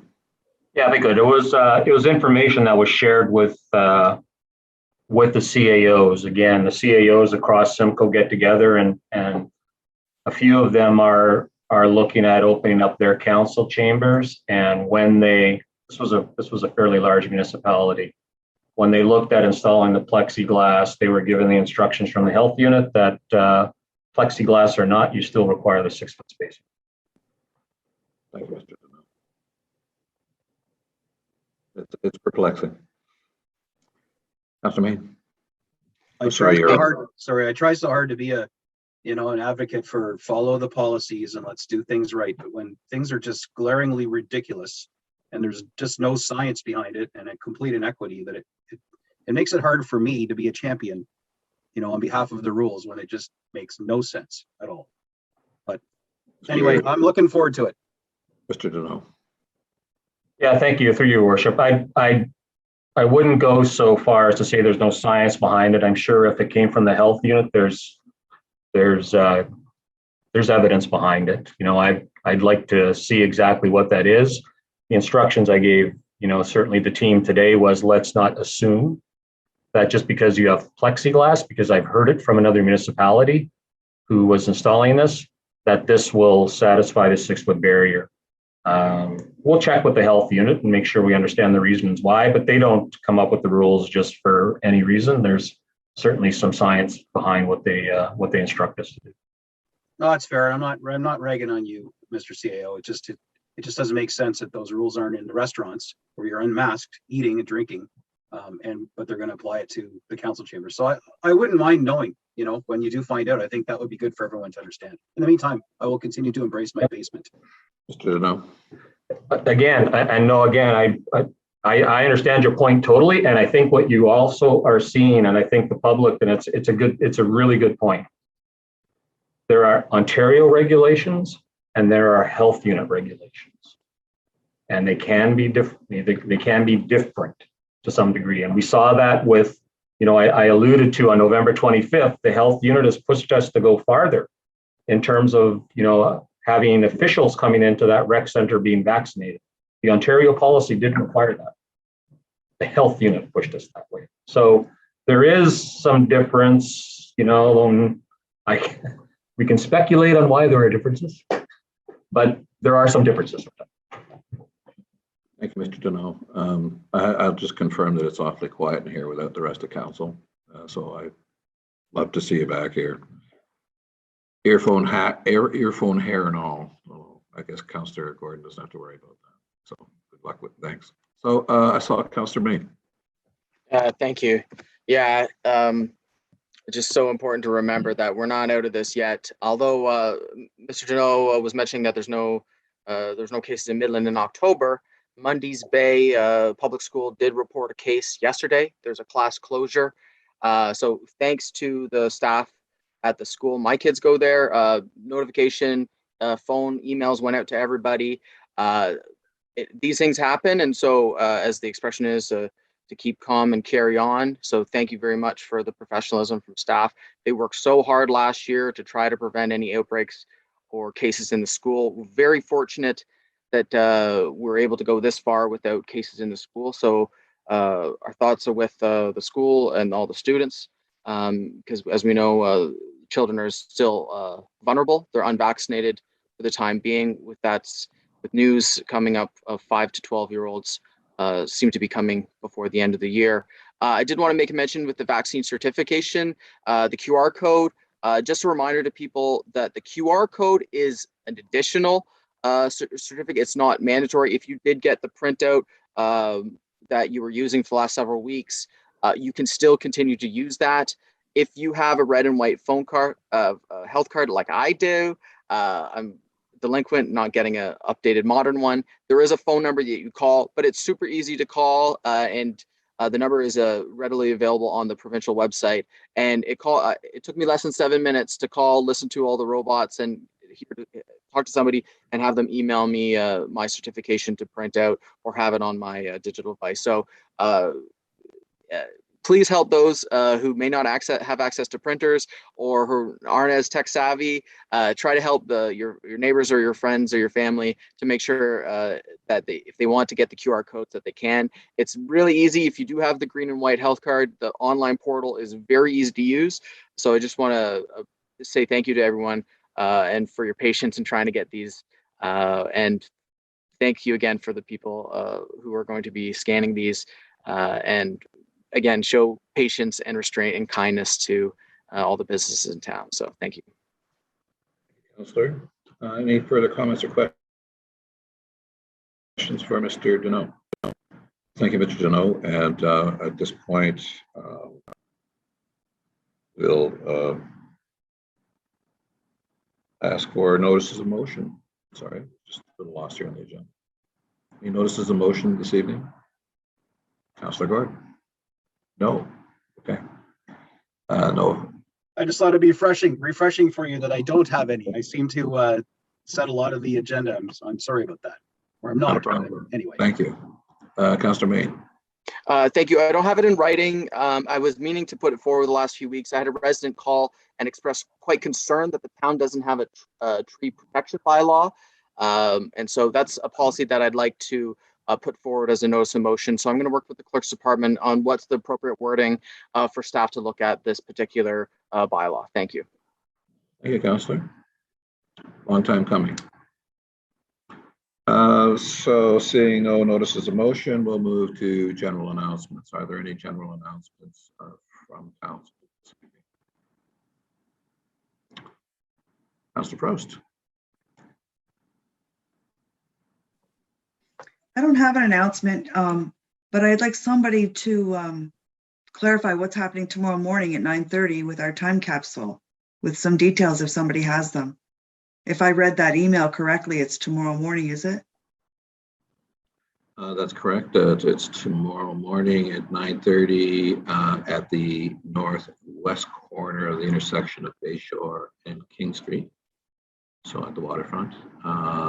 There's a time capsule that has a variety of items that may be of interest to somebody, and I think it's 2070 is the date that it will be opened. But it's being put in the ground tomorrow at that location, and then right after that, there's a unveiling of a Bee City mural right next door, I believe, in David Onley Park. So that promises to be somewhat an interesting morning. Thank you for raising that. So yes, it's 9. Yes, I believe it's 9:30 tomorrow. Yes, and so looking forward to that. And thanks for bringing it up. I totally. Well, I'm going to be there. Good. We're all there. Councillor Gordon. I can't be there, unfortunately. I have a previous commitment. I like to attend these things, but anyway, it should be a good time. Those that can attend, I just pass my regrets along. I just quickly wanted to shout out to the staff again for their amazing display of Halloweenery, which they put on at 12 and 93. You know, the Bee City, you know, with the little caterpillar, the gypsy moth thing, whatever it was, got replaced with some more creative art, and it looked, I don't know if that just went in today, but I noticed it when I was driving back from work today. I'm like, holy jumping, I wanted to get a picture of it for my background right now, but I couldn't do it. Timing didn't work. But shout out again to the talented folks who obviously scratch their heads, come up with a great idea. There's some lifting involved, and put this welcome, you know, display on as you come into Midland, and are probably the most viewed corner in the entire municipality. So right on. And if you get a chance to see it, drive by. Mary, the horticulturist, does a great job out there. Mr. Deneau, say something. Yeah, thank you, Your Worship. That's Mary Jane. She is absolutely fantastic, and it went up a few days ago, but she told me today she put the teeth in the skeleton today. So You pay That's where it really was. close, you pay really close attention, you'll see those subtle changes, you know, that her and the operations crew do. I think it's so creative. So It's thank you for spectacular. Yeah. I'm glad she's pursued a career in horticulture, not as a denturist. I think Councilor McGinn, I saw your hand. Yes, you did. Thank you. I have a really important date coming up this weekend. I'll speak louder. I have a really important date coming up this weekend. My youngest daughter is going to be having her 9th birthday. So I want to say, she should be in bed, but I want to say, happy birthday, Maria Kateri. Mama loves you. And your sisters and your brother love you. And all of your nephews love you. And you're an absolute delight, and you're a little spitfire, my word. I know that when my family had said that at some point you were going to have a child that was going to remind you of why it is that your parents go gray. She's a smart one. She's a smart one. She's good, but she has a little more patience. And that's probably because she is the youngest of 8. So to my little Kateri, Mama loves you very much. Happy birthday. Happy 9th birthday. It's a real milestone. Thank you, Councilor McGinn. Any other? Councilor Main? Well, obviously, happy Halloween. It's almost the end of the month. We won't be meeting until mid-November. I was just reading about Treaty Recognition Week in Ontario, and that's November 1st to November 7th. And if you go to ontario.ca/treaties, you can learn about all the different 40+ treaties that are all across Ontario. And we have several in our local area, as we mentioned in our acknowledgement at the start of the meeting. So it's really interesting. And there's even a presentation from Dr. Wesley Esquimo from Lakehead University, who's well known to the community as a local candidate for the Liberals. But November 1st, 1 till 2, there's a really great treaties and the Truth and Reconciliation calls to action. So I look forward to that, and something if you're interested in to read up more online. Thank you. Councillor, and just to follow a bit of follow-up with that, I received an email today from a group that's putting on a lunch and learn workshop. There are 5 workshops on offer, all on the same subject, which is the Williams Treaty. It's I've asked the clerk to circulate that invitation to all of council. It's an opportunity perhaps you might want to avail yourself of. So you should see that either sometime later this evening or tomorrow in your town mail. You might wish to, I think it'll be worth attending. I'd like also to point out that on Saturday, the 23rd, at 11 o'clock, there will be an unveiling, official unveiling of the walkway or the promenade, an example of the promenade at Mundy's Bay Park. And I think it would be, invite everybody down to see is the example that's there now of what the 3,500 feet of waterfront will look like ostensibly. And it's been a labor of love by the corporation to have that set up for you. It'll also serve dual purpose. So when we hopefully see the Ritz-Carlton ships and the Viking Cruise Line ships moored there next year. I'd also like to remind people that we have more and more facilities opening. NSSRC, of course, is open with the proviso that you are vaccinated or can show that you're tested. But also the MCC is open, and I would invite you to look at their agenda. It's nice to see they're finally able to offer live entertainment and their programming to an audience, a general audience. And the galleries are open, including, I believe, an Indigenous gallery on the 2nd floor or the 1st floor. I can't remember now. Worth seeing. And so I would recommend that to all of you. I should have asked, are there any other general announcements before I chimed in? Seeing none. I don't. Sorry, Your Worship. Yes. If I could make one last announcement. Yes. Actually, I'll allow you to do it. Well, thank you. It's a real privilege to say that Sherry Edgar is officially the town clerk for the town of Midland. Well deserved. I'm pretty sure we'll be very well served by Miss Edgar in her new position. So welcome to the clerk's office. You've been doing a great job in the background, and now you're. I think I told you, as being a new clerk, you had 6 months grace. Is that what I said? I understand it's been given inflation, it's been reduced to 3. Oh, I thought you said 6 years, Oh, no, not no. 6 months. Oh, Welcome to the Thank you. position. And, Thank you. Look forward to working with you, as I'm sure. Thank you all so the time. much. Congratulations. Well deserved. And thank you for bringing that up. It slipped my mind, unfortunately.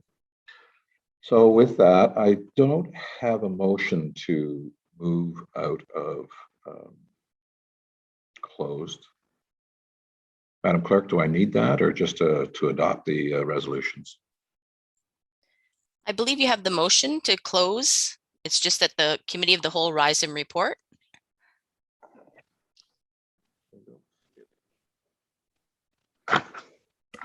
Sorry, let me just check. I do so. Thank you very much. You're welcome.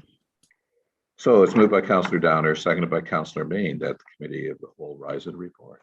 Straightforward. All those in favor? Thank you. Thank you, Ms. Egger. Too enthusiastic to burn through these motions. I have another motion moved by Councillor Olszewski, seconded by Councillor Prost, that the recommendations of the committee of the whole for the meeting of October 20, 2021 be adopted as resolutions of council. Comments or questions from council?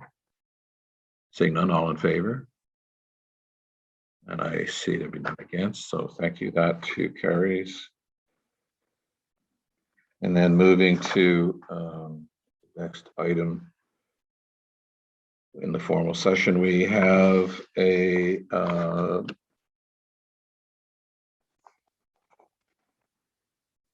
motions for which notices was given. So, Councillor Gordon, that's I believe you have 2 here. I would just for your information, let you know that for the first one, for December parking, that's already in place. It's been in place. It was approved in the budget back in whenever we approved the budget, February, thereabouts. Oh, that's good. So this will yeah. be a more symbolic approval then. That's good.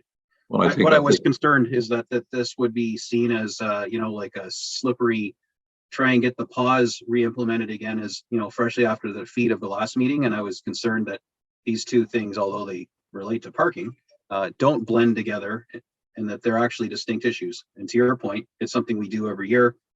I believe that the money that people inadvertently put into the ticket, the systems, stopped going to charity and ended up going into a reserve. If I follow back the history, I don't remember what we did with that exactly, but this is basically to, I guess, then to affirm. And in response to the BIA's letter that unfortunately didn't get in time to be posted on this agenda, but it's 3 short paragraphs that I'd just like to quickly read in, and then ask that we do hopefully pass this affirmatory motion that we're going to continue the free parking for December that we've done historically. So I would just question the need to actually put a motion on the floor. This is already in motion. This is already an activity in the custody of staff, approved by council in the budget. Okay, and so it's happening, right? It is. And I think so. I think that the fact that you put the motion on the floor is we've been able to bring it forward as something that was lurking in the budget and probably needed to be spoken to. And so I think it's up to you, but I think it's as I say, it's in motion and it's now recognized as something. If you would allow me, I'll ask Mr. Deneau to. It seems to have a comment. Yeah, thank you, Your Worship. And just to confirm that we did, the letter was sent to, I think, myself and Your Worship, and I did confirm that December would be the traditional free parking. And again, as was planned during the budgeting process. This is a letter from the BIA. DIA, correct. Thank you. So it's, again, it's Christmas is coming and. Oh, it's moot then. We don't need to dwell on it. If it's happening, then that's all I wanted to make sure is that it wasn't caught up in the fact that we weren't pausing parking and somehow that was going to be continued over Christmas. So the fact that we're doing that for Christmas, that's wonderful. Yes, Santa Claus come early. Exactly. And recognizing, of course, there is a cost to that. So, all right. So then my second one, if you want me to take a quick crack at it. Yes, please. All right, so and this one's I submitted in the same email. It's really along the same lines. I'm sure you guys read the same news I do every day. It's incessant, you know, with people's displeasure with not so much having to pay for parking, but their inability to pay for parking or using the app and whatnot. It's unbelievable the amount of negativity that there is in the media, not just social media. So what I came up with was this plan. I know that the town sorry, I should read this motion first before I get into the mumbo jumbo. It's quite simply that staff lead demonstrations and learning sessions on using the parking system at strategic times and locations downtown over the next few months to help with user adoption and to promote the use of the system. So I guess before I can start talking to it, I need a seconder. You need a seconder. Who will second that? I'm not seeing a seconder, Councillor. Councillor Prost, thank you. So moved by, sorry, I have the motion somewhere. There we go. Moved by Councillor Gordon, seconded by Councillor Prost. So, okay, so just briefly, I know that we have a dummy machine set up at the town hall and that we've invited residents that are expressing confusion or need some assistance in using these terminals. They can come to town hall and staff will train them in privacy. That's well and good. However, where the problems are happening are out in the wild. And it doesn't take anybody, any of us could drive around and just during the day, pick a machine and just watch bewildered residents trying to use it. So what I'm suggesting is that we invest a little bit in the PR since, you know, as a council, we've decided that the system isn't actually flawed and broken and it is working well and people just need to adopt change and learn how to use it properly.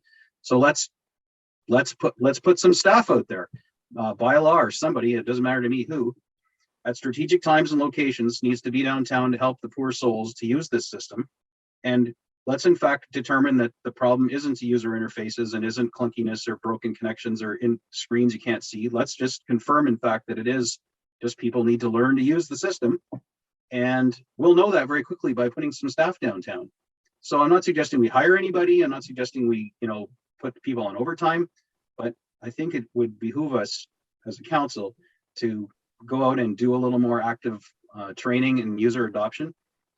It shouldn't rely on councillors like Cody Oshevsky and myself to go down there and do that.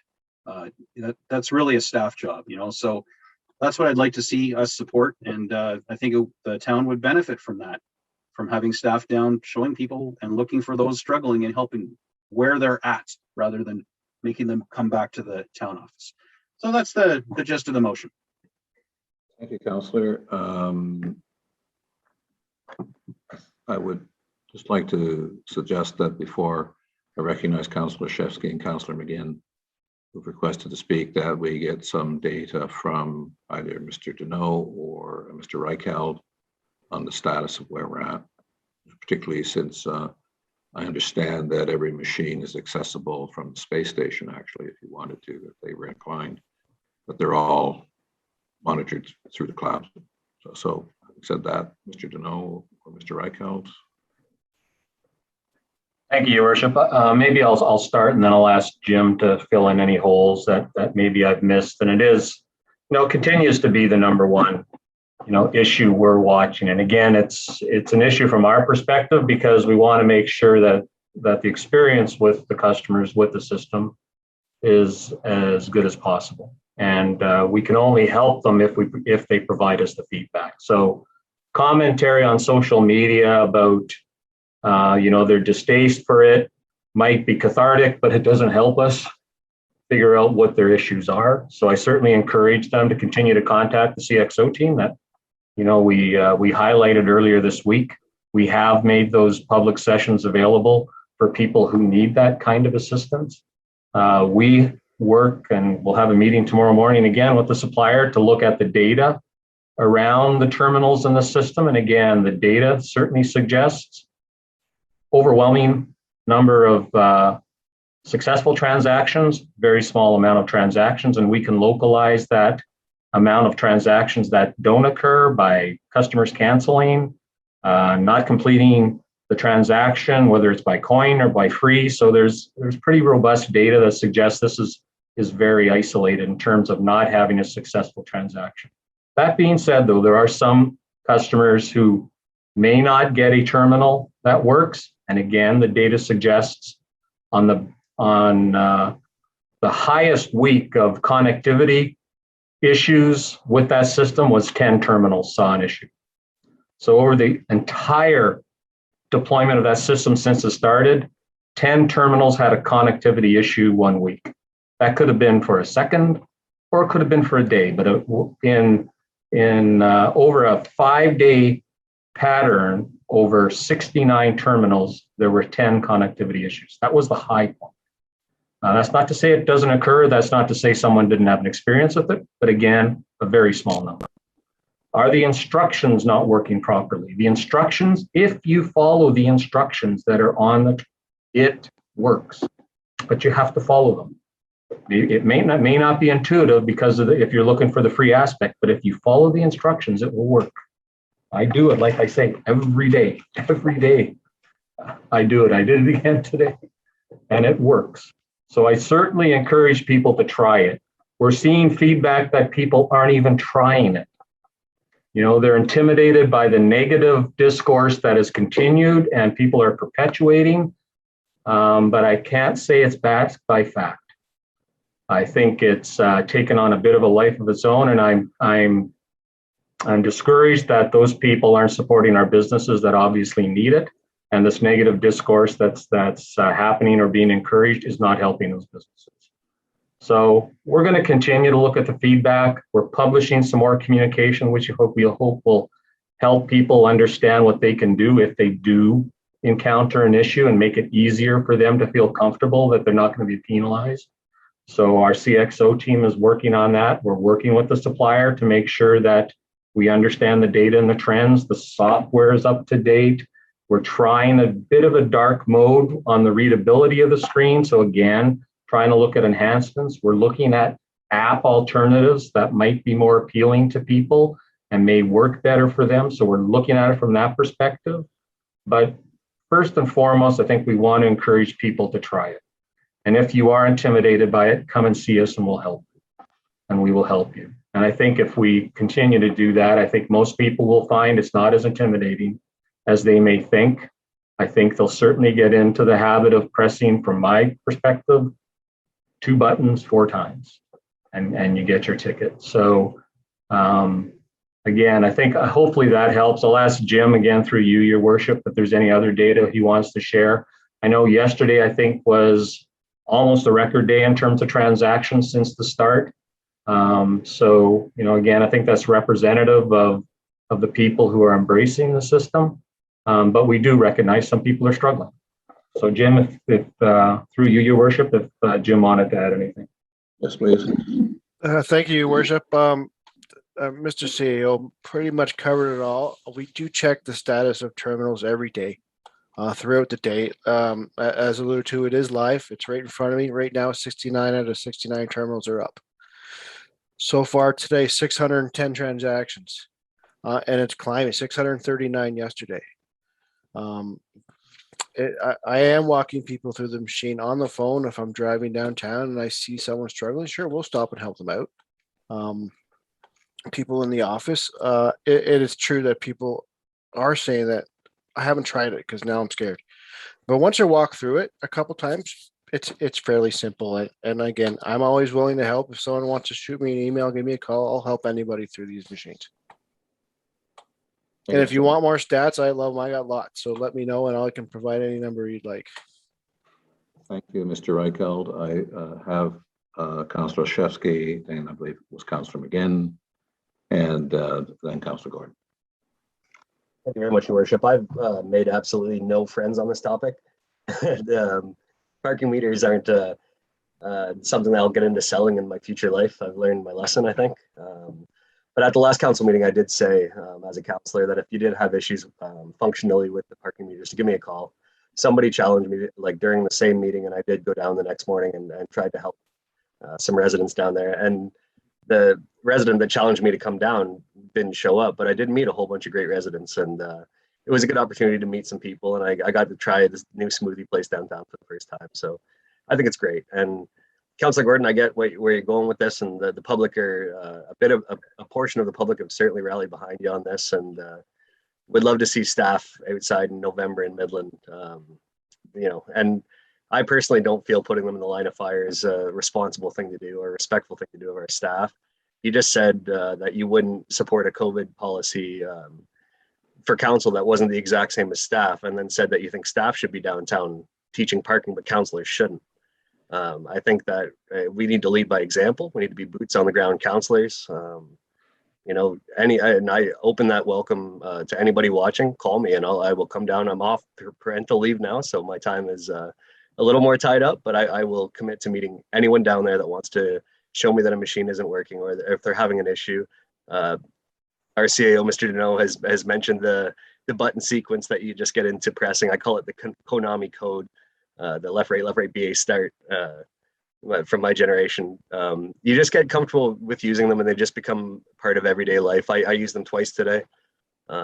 So 600 transactions yesterday and I got no complaints. Over 600, I think it was 640 transactions yesterday. So I think perpetuating this, bringing this up every 2 weeks to discuss parking, and I understand now there's a petition going around. The petition is asking that we pause it, similar to Councillor Gordon's issue, until the issues are resolved. But what hasn't been defined is what is the issue, and define resolved. Because we can pause them and get absolutely nowhere. But if there's an issue with the machines, we're all ears. I'm happy to come down and see them for myself. So if it's functionality issues, we're all here for you. If you have an issue with the machines, Bylaw's not waiting around the corner, waiting to attack if you can't figure it out.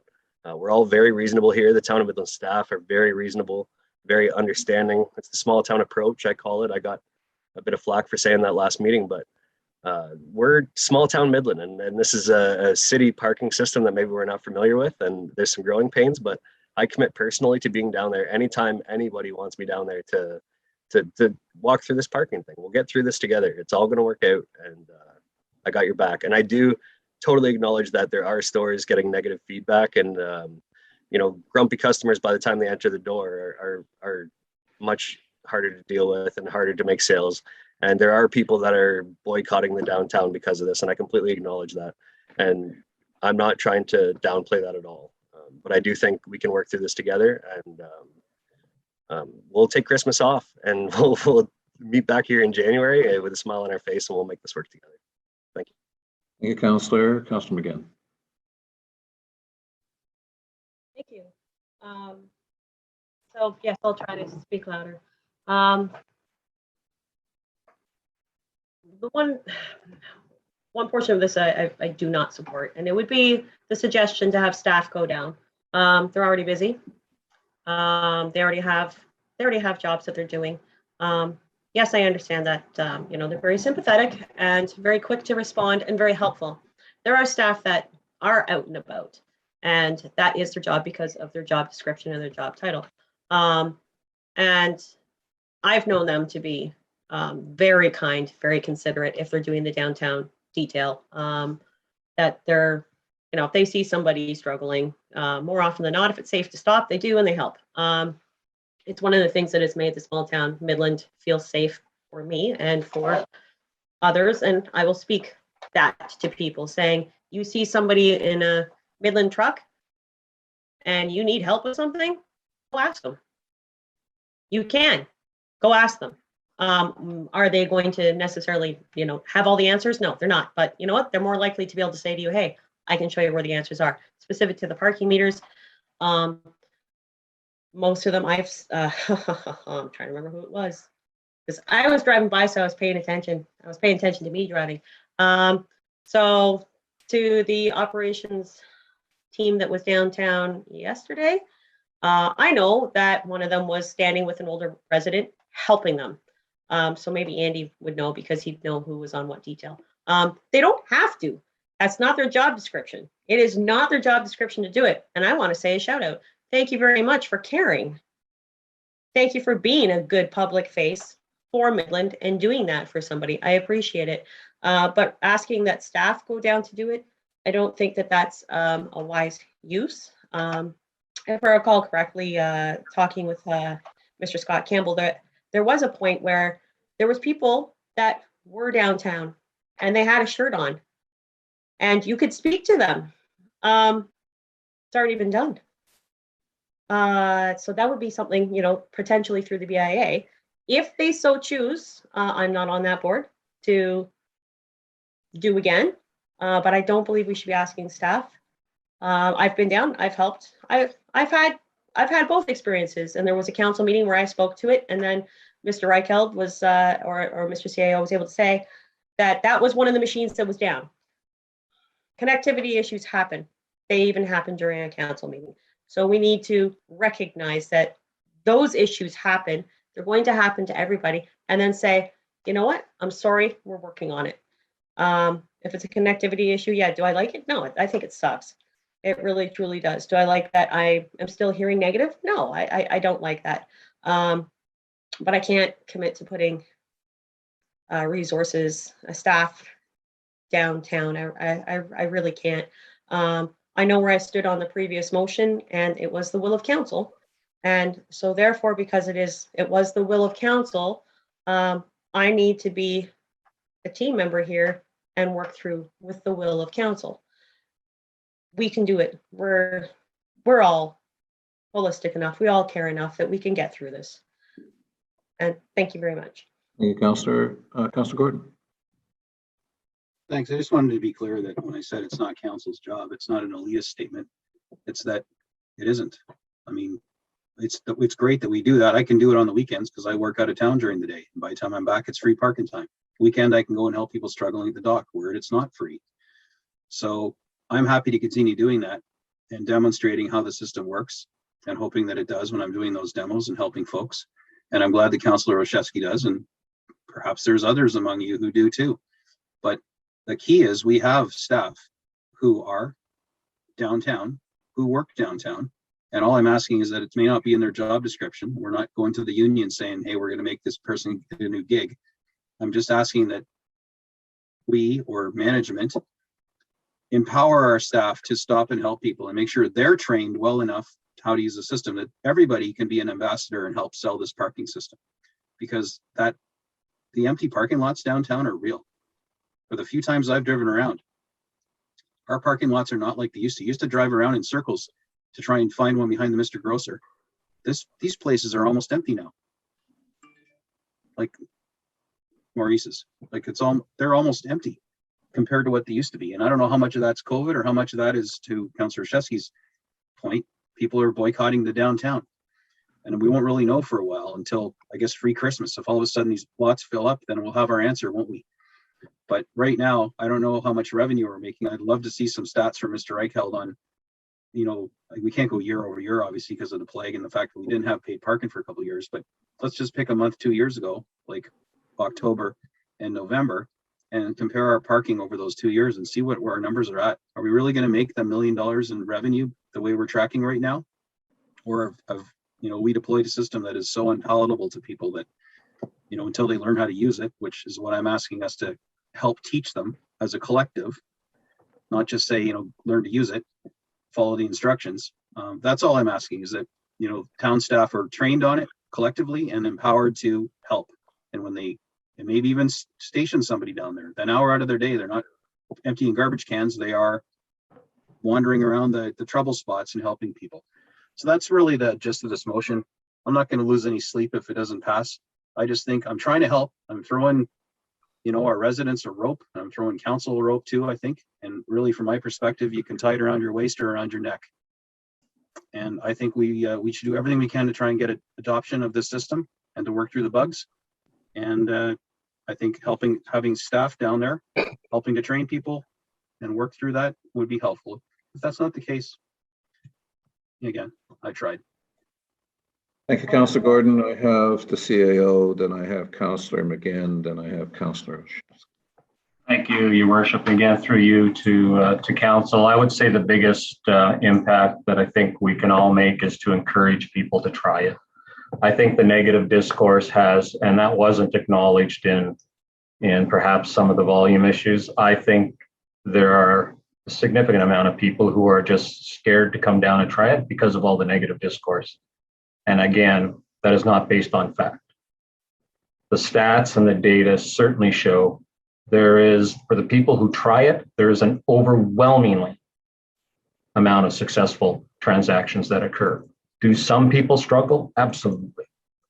Will our staff who are if they're out there, see a person struggling, stop and help? Absolutely. If someone wants a bit more privacy to have, an instruction done, we will do that as well. We'll continue to publish updates on what we're doing to try and enhance the experience, but we need them to try. We need them to try. We can't continue to scare them away. It doesn't help them and it doesn't help our businesses. And that is what's happening. So these people who think they're helping their businesses by scaring people away, you are ironically doing the opposite. You are scaring them away from helping these businesses. We are doing everything we can to support this. And for those people who think this is a money grab by the town, let me correct that. This is an absolutely necessary source of revenue for all of us to ensure that we can sustain this town. We have very significant financial needs, and we've done a 10-year capital plan that, again, you'll see in the budget. We have to leverage these financial types of systems. Is it a reasonable amount to ask? No one seems to have an issue with the amount that's being asked. Everyone seems to have an issue with the system, but the system does work if you try it. And if you're a bit patient to go ahead with it. Someone said they spent 7 minutes trying to get the vaccine certificate. I think if you spent 2 minutes at a parking system, you'd understand it. So let's have the same patience with that kind of technology and help our businesses is what I would certainly encourage. Thank you, Mr. Janot.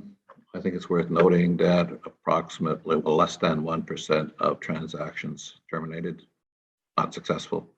99% plus were successful. I think it's also worth pointing out just so that if people are at a machine, and maybe Mr. Reichelt can speak to this, there's an identifying number on the machine. So if you're standing at a machine and the machine's not doing what you want it to do, then I'd ask you to pick up the phone and ask Mr. Reichelt to tell us where that number is. Phone the number in. And people can immediately look, Mr. Reichelt can immediately look at the machine and see what's going on from his desk while you're on the phone. So, and maybe walk you through it. So I just point that out as before I go back to Councillor Gibb, please. I had an awful lot more to say, but it's already been said. The one thing was I wanted, the question was, Councillor Gordon, I heard the language of empower employees, and then, not the ones who are, picking up the garbage. So you're talking about a different sort of staff that are specifically trained on the system, which I don't support, because they already have jobs. We would be adding more. So then when you ask people to do more, and when you ask people to do more, then what ends up happening then is they're going to be doing less somewhere else. We're going into, if that's something that you want or are thinking that perhaps we need somebody who's going to teach how to use services downtown, perhaps bring it up at budget and see if it would pass there, and then we'd be able to have like this huge fulsome discussion, and it would be entirely different. A person who is there to, it's the only system really that is an issue, but there's got to be a different way than bringing it up in this manner. It was the will of council that the system is as it is, and we were going to work through it. So I'm going to implore you to please, I understand, I see what you're trying to do. I'm hoping that you're going to hear your peers who are saying, we are trying to do it. Yeah, it's not my job. Councillor Gordon, it's not your job. It's not Councillor Rashevsky's job to do it. But we're doing it because we want to. So please value that Please validate that. I validate you right now for all the times that you're down there and you are helping somebody with it. Thank you. Thank you for taking that time out of your day. Councillor Olszewski, thank you for taking that time out of your day. I really appreciate what you were doing for your constituents. And you know what? Maybe some of those people didn't even vote for you. You're just doing it because it's the right thing to do, to show that we care. Thank you, Councillor. Councillor Olszewski, and then Councillor Cunningham. Thank you, Worship. I know Deputy Mayor Ross could not make the meeting tonight, but he certainly intended to. And we've talked about this as long as parking's been an issue. So I hope he doesn't mind me speaking on his behalf tonight. But last night we had a great conversation, and he's been in conversation with one of the local post-secondary schools and got some sort of commitment that they would be happy to help us in terms of providing students for their 40 hours community service that they need. Every graduate needs in every high school. So we've got a few thousand high school graduates coming. So I'd just like to commend Deputy Mayor Ross for coming up with a creative solution, a free solution that can help connect our young people from high school with our community.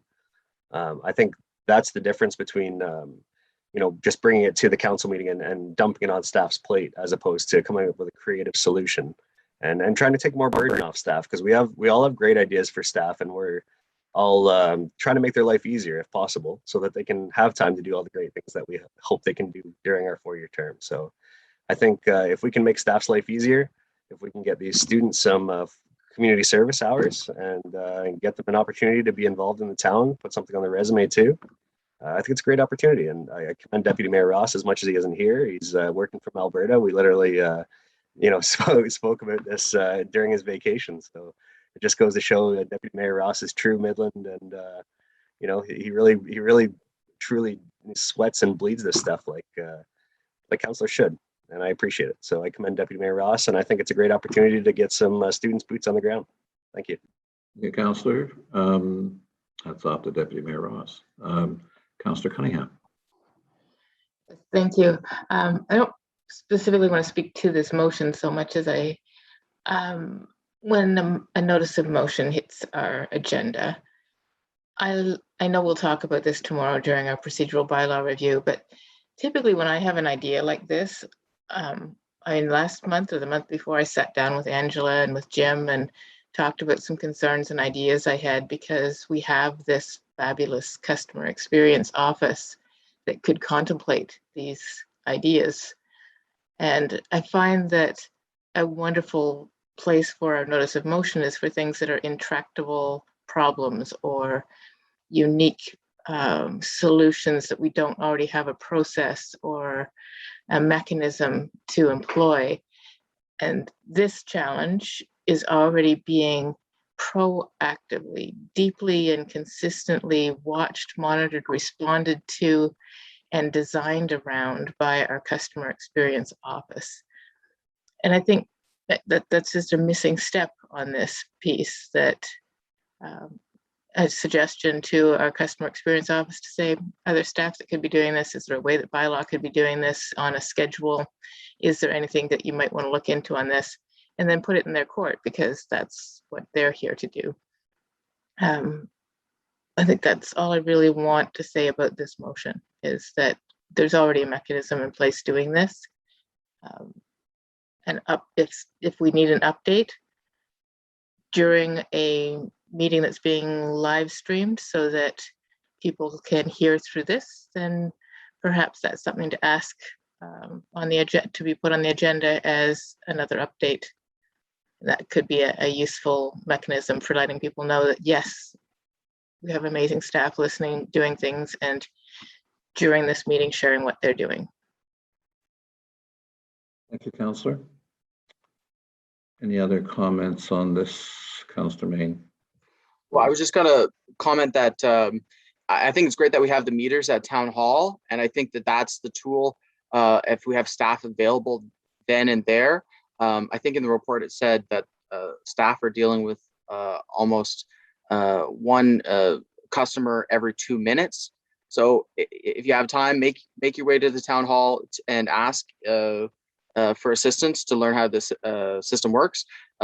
Because give yourself an excuse to go down to Town Hall, go get a fire permit or whatever, and then ask the really nice staff to help you learn the system. I think that's where we should be pointing everyone in the direction, is if you need additional help, to point them to Town Hall. Thank you. Thank you, Councillor. Once again, Councillor McGinn. Really short, really short. So when talking about the identifier, I want to thank Mr. Jim Reichelt for sending this. The identifier for the machines is on the top right of the machine. So for instance, it would say King, _5 or Bay _2, lot 6-1, etc. So just wanted to let that be known that that is where the identifying information for each machine can be found. And thank you very much, Jim. Thank you, Councillor. Councillor Gordon. Thanks. So, I mean, the bottom line with this, and although I guess it's really the other motion, but is that there seems that we are going to be experiencing a pause for the month of December and hope to attract and fill those parking lots and street parking again. That'll give staff continued opportunity to experiment with different screen things and the other app and whatever else we were, need to do to try and make this whole thing work better for people. And then January, we ring in a new year and perhaps a new user interface, and things are a bit more stable, and that'll be a good news story. And then I look forward to that. In the meantime, if, it's not really a staff job to go down and help people with a town deployed solution that's causing probably the most angst we've ever had as a municipality, then so be it. I guess it isn't. I will continue to help out where I can on the weekends. I'm sure Councillor Shesky will, and Councillor McGinn, and whoever else wants to go down there and live this system with our residents. And I'm happy to do it. Happy, and I certainly don't mean to impose on our staff who are, obviously clearly working so hard and don't need any extra duties. So I didn't mean to become offensive like that at all. I was just suggesting that from an organization, it might be good from the leadership perspective to say, hey, here's how you use the systems, make sure everyone's trained, and we all go out and collectively try and help people through this, which really doesn't matter during December because they're going to be off for whatever's going to happen with these things for December. So with that, I'm not going to try and argue this to death. It's not that important to me. I just thought it would be good to have more people than just a few of us out there teaching residents and learning their struggles. So either way, it sounds like it's in hand with the customer experience team. Bylaws ready, willing, and able to help people out. So perhaps it's already in progress and we don't need any further meddling from council. Thank you, Councillor. I'd just like to point out a couple things, if I may. The first is that my wife received an email from a business called Passion for Fashion. Some people out there will know where that is. It's on Dominion Avenue. And in that, the owner expressed that she and her staff would be more than happy to step out and help people who are having difficulty, just to let them know. Also, they posted in the email that went out to, I suspect, if I don't think I'm mistaken here, a fairly substantial customer list. Our video on how to operate the system. The folks at Artistry of Hair would go out into the parking lot that was referenced behind Maurice's Value Mart. It's right next to their business, and help people who were experiencing difficulties to the point where they were getting into trouble with their clients because they were waiting in the chair for service. So, but I think I would offer, if I may, on behalf of staff and council, that for those business owners who would like to come over if they have a moment, and we'll walk them through exactly how the system operates. Then they could as well be ambassadors if they have a moment and a customer is expressing frustration. And to those people who have needed to get their mad out because they were very frustrated, I understand that. But to say that I'll never shop in downtown Midland again flies in the face of the community that we're all here to support, and that in particular the downtown merchants who employ people, kids who are students and so on in various capacities. And so I would just ask you to reconsider that you're supporting a neighbor or a friend or perhaps a relative, maybe your kids, And to, yes, if you need to get your mat out, give us a shout, send us a letter, but by all means, also at the same time, reach out and see what it takes to operate the system. As Mr. Genoa said, there are very, very few vehicles that allow a municipality to raise revenue. Parking happens to be one of them. And so we had budgeted, I think it was $500,000 in revenue in the parking system. I don't think we're going to hit that. That's a budget item. And it's proposed to pay for the debentures that you heard us speak to in the first part of the meeting. And those debentures went to approximately, I'm going to say about $5 million worth of street features that makes our downtown the talk of all the municipalities around here. The compliments I get about our downtown, no matter where I go, are phenomenal. So let's see if we can't pull together, as Councillor Olszewski said at the last meeting, as Team Midland, and support our merchants by taking a bit of time to figure out how this thing actually works. And I commend Councillor Gordon for thinking about how we might achieve that. I think, though, that to Councillor Cunningham's point, it is in capable hands. We are addressing it. I've seen some of the action items. In fact, I saw the new signs that will tell you that it's actually a pay lot, and there are other signs coming forward for instructional purposes, I believe. And we're always listening. So if you have a problem, and you, as Councillor McGinn said, the upper right corner, as Mr. Reichels pointed out, it identifies the machine. Just let us know, and we'll look into it just as quickly as we can apply somebody to the problem. So I think with that, sort of beat this horse. Again, thank you to the merchants who are stepping forward to assist their customers and other people's customers. If you'd like to come in, we're more than happy to walk you down a process about it. It's very simple. I mean, even I can do it, and my son will tell you I don't deserve the cell phone that I have. I underutilize it like crazy, but I have it, and I am slowly learning how to use it. So with that, I will call the question on the motion. So council, all in favor of the motion? No, all in favor of the motion? All against? Thank you. Great conversation, and thank you, Councillor, for providing an option. I need to do that. I would ask that we all consider what Councillor Cunningham, the wise words that Councillor Cunningham had to say about it's in process. Just leave it to staff. So that is, where are we here in our agenda? Just forgive me for a second. Read bylaws. So I have a motion by Councillor Gordon, seconded by Councillor Cunningham, that the following bylaws, bylaw 2021-45, borrowing upon amortization debentures in the amount of $900,000 towards the cost of the Midland Downtown Project and Revitalization Project. Bylaw 2021-46, appointment of Sherry Edgar as municipal clerk. Again, congratulations. Bylaw 2021-47, removal of part lot control on block 73 within the registered plan of subdivision 51M-953.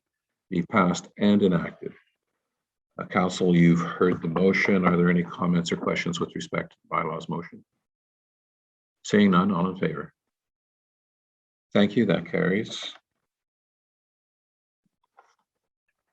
I have a motion by Councillor Olszewski, seconded by Councillor Prost, that bylaw 2021-48, being a bylaw to adopt the proceedings of regular council meeting with closed session held October 20, 2021, be passed and enacted.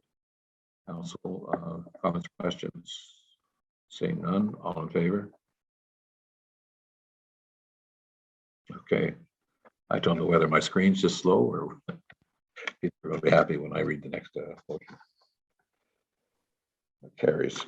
So the last motion of the evening is moved by Councillor McGinn and seconded by Councillor Downer, that this regular meeting of council with closed session adjourn at 9:19 p.m. All in favor? Thank you. I guess we'll see each other again tomorrow for the special session at 1 o'clock. And hopefully we'll see some of you down at the placement of the time capsule. I'd like to thank Councillor Downer for participating in that selection of articles that will go in there. He's proposed part of the committee, and I understand it's quite something for people to view when they finally dig it up. So thanks, Councillor Downer, for that.